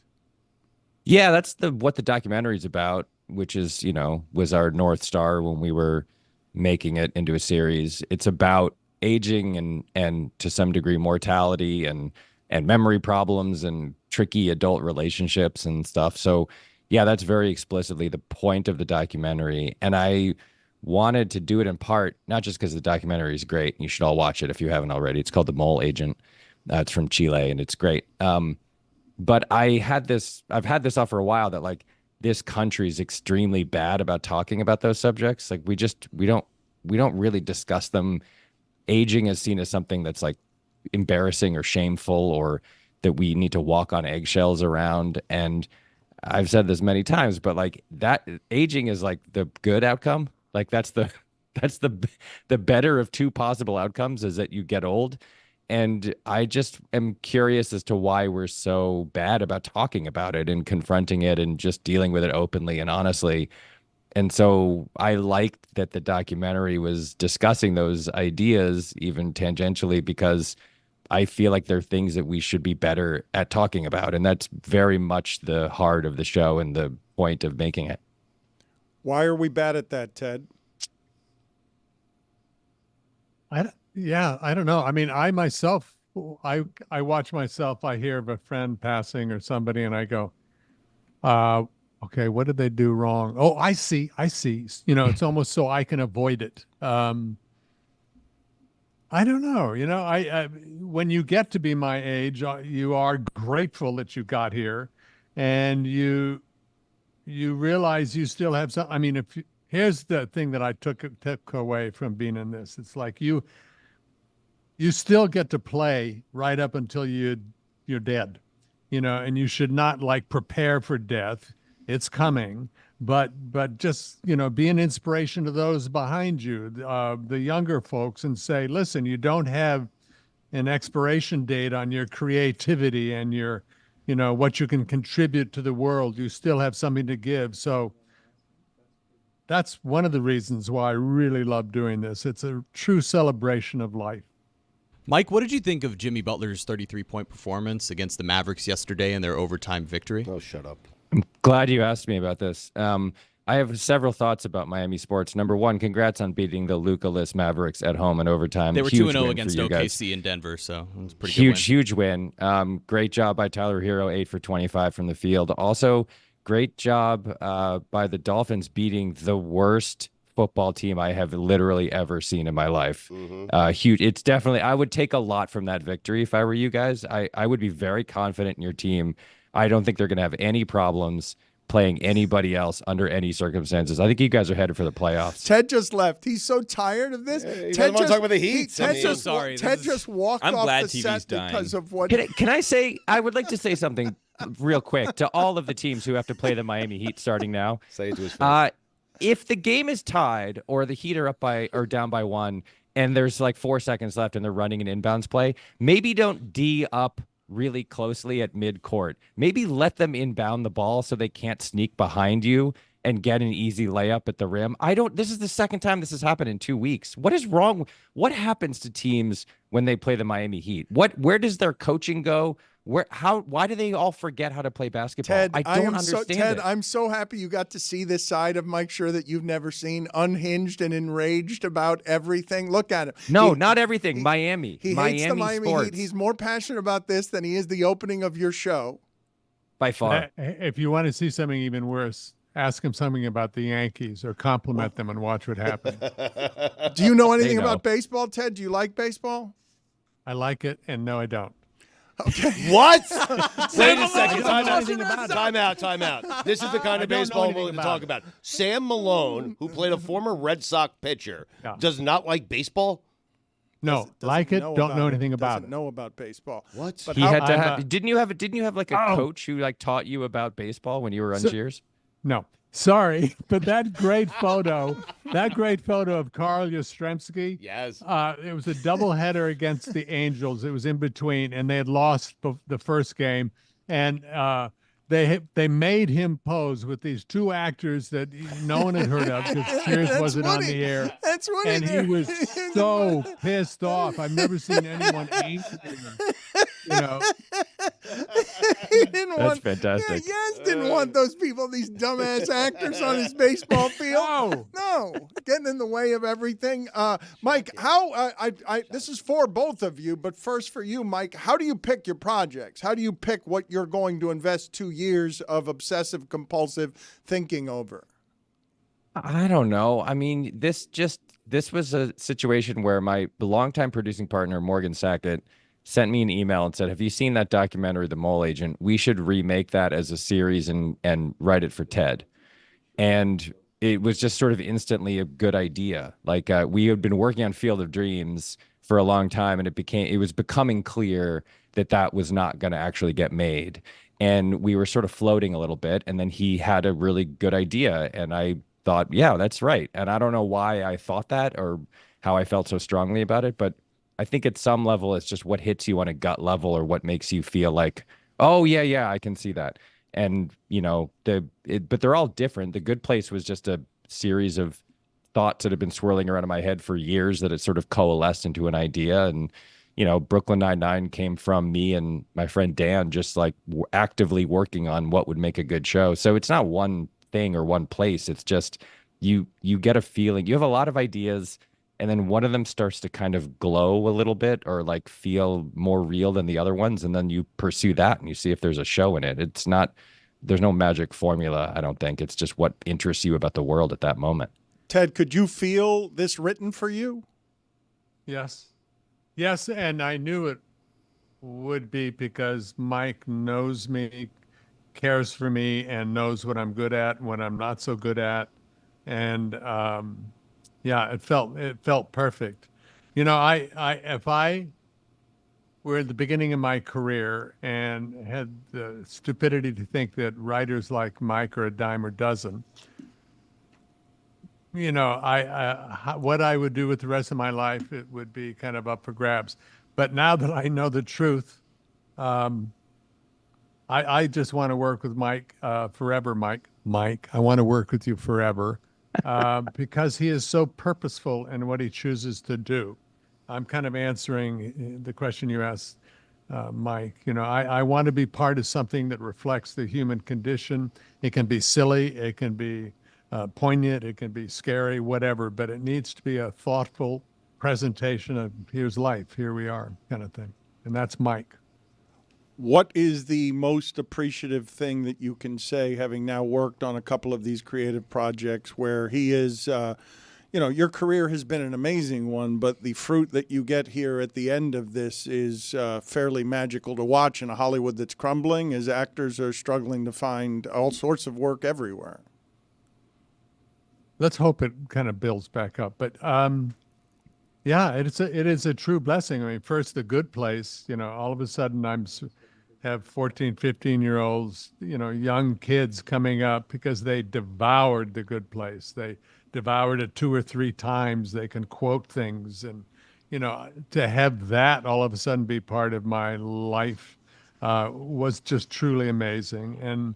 And now the response that we're getting from this, just from friends who write in and are saying all the things that I think Mike and all of us hoped would happen, which is, you know, somebody lost their husband a year ago and hasn't been able to get out and is saying, thank you. You've given me the encouragement and the inspiration to get out again. You know, it's everything we wanted, you know. It's, yes, it's sweet, kind, and up and not cynical, but man, it's making people feel good. And that's such a joy to be part of. It is strange that you guys can have that as your brand now. It's not exactly a syrupy time everywhere. The ability to make sweet things that make people think but are also kind. Ted, I wanted to ask you the same question I asked Mike. How do you measure success with these projects? I just want to throw in, I am playing Adolf Hitler in a musical. Sorry. Odd thing to throw in there. Hey, wow. I fall into every actor trap known to man. So it's wonderful to have the response that we're getting. The results still matter to me in a way that probably is more than it should. But it is true that what you really get to take away is, you know, the crew that Mike brings with them, the camera operators, the sound operators, everyone who wants to work with Mike over and over and over again. You know, you get to have that experience of family. That's important. That's success. You get to work with actors who maybe have only a day part, and they're so happy to be there because they've been written in a complete character, a complete person. So you're working with everybody on the set who's grateful. That's success. So the experience, you know, of just going to work feels like success to me, and the results are lovely. Mike, you're working with your friends at this point, correct? The making your characters and some of the actors that you've worked with are sprinkled all over the show. Yes. Yeah, absolutely. Stephanie Beatriz, who was in Brooklyn Nine-Nine, is in the show, and she's great. And Eugene Cordero, who was in The Good Place, has a role, and a lot. We have this little repertory company now, which is really fun, and we, you know, have these parts that need to be filled, and we have this stable of actors that we can just contact and say, like, hey, do you want to come do this for a couple episodes? And it's great. It's lovely to have that, and also to work with a bunch of people we've never worked with before. I mean, so many of the cast who populate the retirement community that Ted's character lives in are people I'd never met before. Sally Struthers and John Getz and Stephen McKinley Henderson, who you might not know that name, but if you looked at a picture of him, you'd be like, oh, that guy. I love that guy. And that there's just a whole host of actors who have Susan Rutan, who was in LA Law at the same time that Ted was on Cheers back in the 80s on NBC. And they're great. They're so good. And that was a really fun part of it. Sally Struthers, by the way, has like 25 of the greatest stories you've ever heard. Like there were a bunch of people were talking backstage or like offset at some point. And the subject of Elvis came up. I don't know, Ted, do you even remember how it came up? I don't remember. I don't remember how it came up, but it was, we went out for like 2 years together. Yeah, she dated Elvis. Girl. Yeah. She straight up dated Elvis in like the early 70s, like before All in the Family. And everyone was like, you dated Elvis? Like what? And he was like, yeah, for like, a year and a half or whatever. That was really a wonderful part of the show, was just everyone sitting around telling stories, telling old war stories of shows they'd been in or plays they'd done and stuff. Whenever she'd tell a story about Elvis, she wouldn't say Elvis. She'd say, and I'd say to E. She called him E. That's what she called him E. Yeah. Well, if you're dating him, I mean, right. Yeah. That is tremendous. And her boyfriend.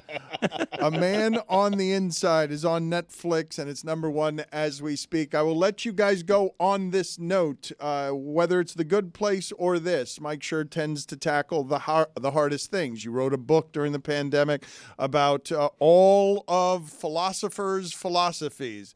When you make something like this, where are you trying to meet people spiritually? I don't know that I think about it in that specific a way. I think that I'm trying at some level to raise and discuss a bunch of subjects that seem relevant and interesting and important at this moment in time. And hopefully they connect, but I don't think of it as like, it's not a calculated thing. It's not a math problem. I'm just trying to do a show that discusses some aspect of life that I think is worth discussing. That's all. And I'll leave you on this note. Do you feel upset that you took Ware at 15 when McCain was right there and when it went at 16? Because I think that could have really made the Heat into a more interesting team this year. And he was sitting right there for you, and yet you made the wrong choice. I don't know if you feel good about that, or I don't know. What do you think, Jeremy? I plead the fifth. Yeah, coward. Very telling. You're a coward. You're a coward. Ware is going to be a dynamic 5 next to Bam when he's a 4. Don't you worry about it, Mike Schur, long term. I thought that question was for Ted. You took Precious Achua right before. I don't want to talk about it.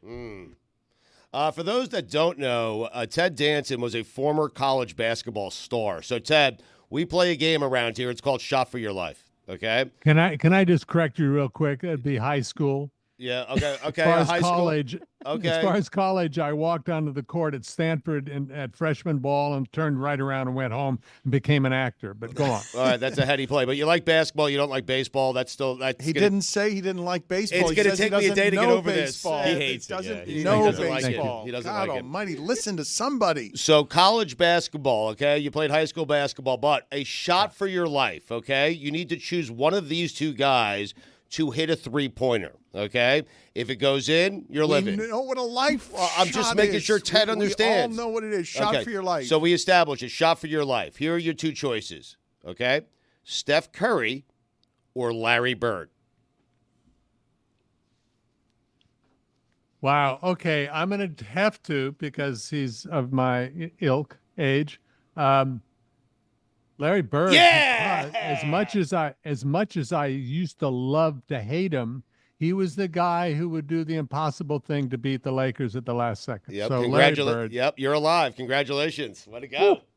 When you gave me this question, it was Larry Bird or JJ Redick. Well, yeah.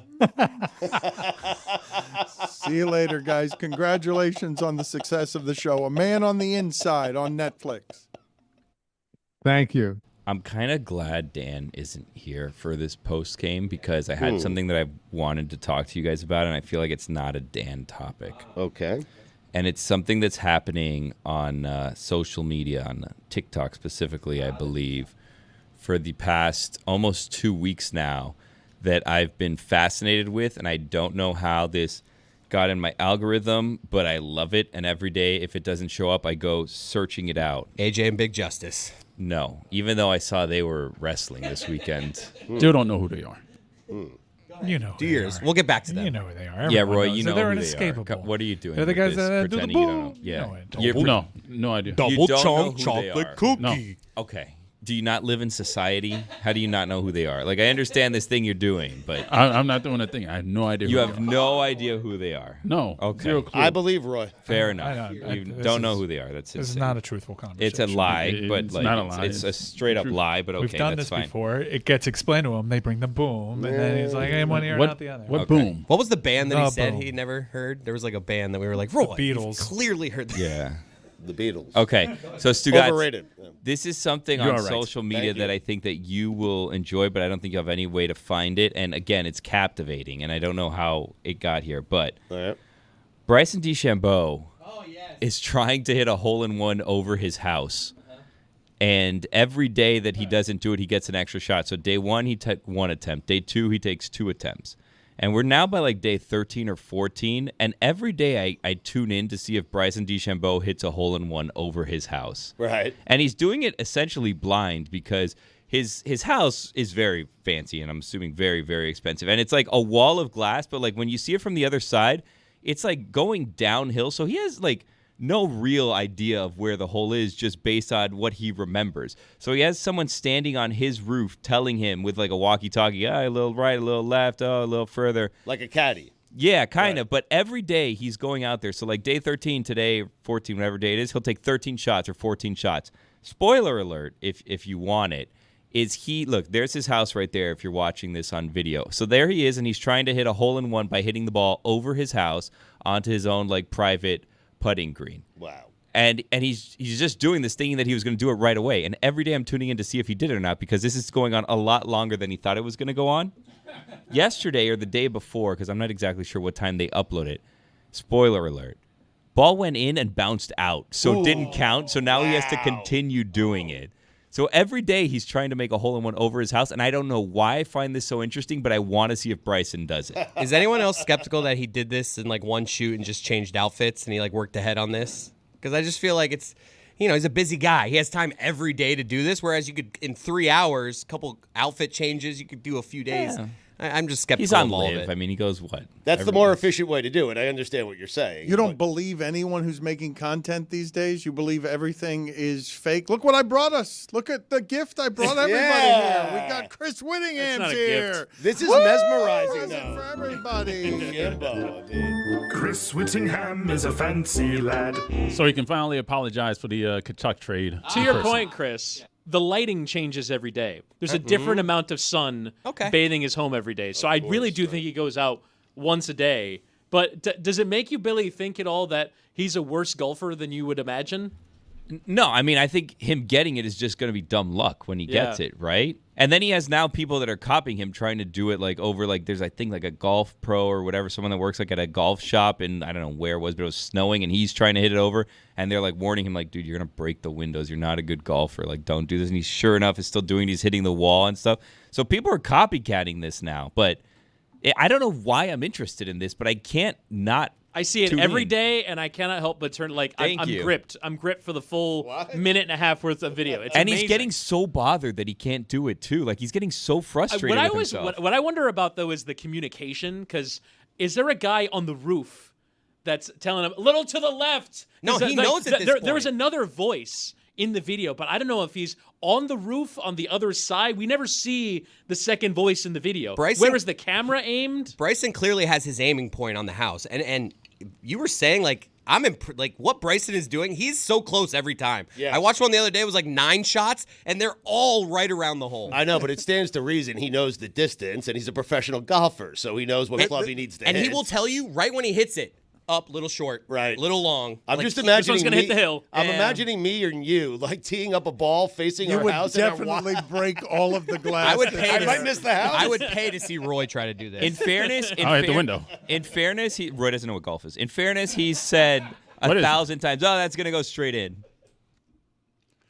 I would worry about hitting the glass. His home is all glass. It's all floor-to-ceiling glass. But yes, the professional golfer is going to come within inches of the hole every time. You play golf with a Frisbee, right? Hey. The fun thing is like even when it's like you see it, and he's like maybe like a foot and a half away. Like, you suck, man. Like that is way off. I That's feel not even bad for close him. to the hole. The ones that bounce and just die on the green, they don't move at all, and I feel terrible because he's got to get the spin right. I think the spin is the most difficult part of that. Well, if you're intrigued by the specter of glass shattering, I've got a movie recommendation for you. You should watch this movie called The Coffee Table. Okay. I think you're exactly the kind of guy that would really go What's for it about, Mike? Watch it on a flight. Have the family over on Thanksgiving and just be like, come on, let's give this thing. It's about the human condition.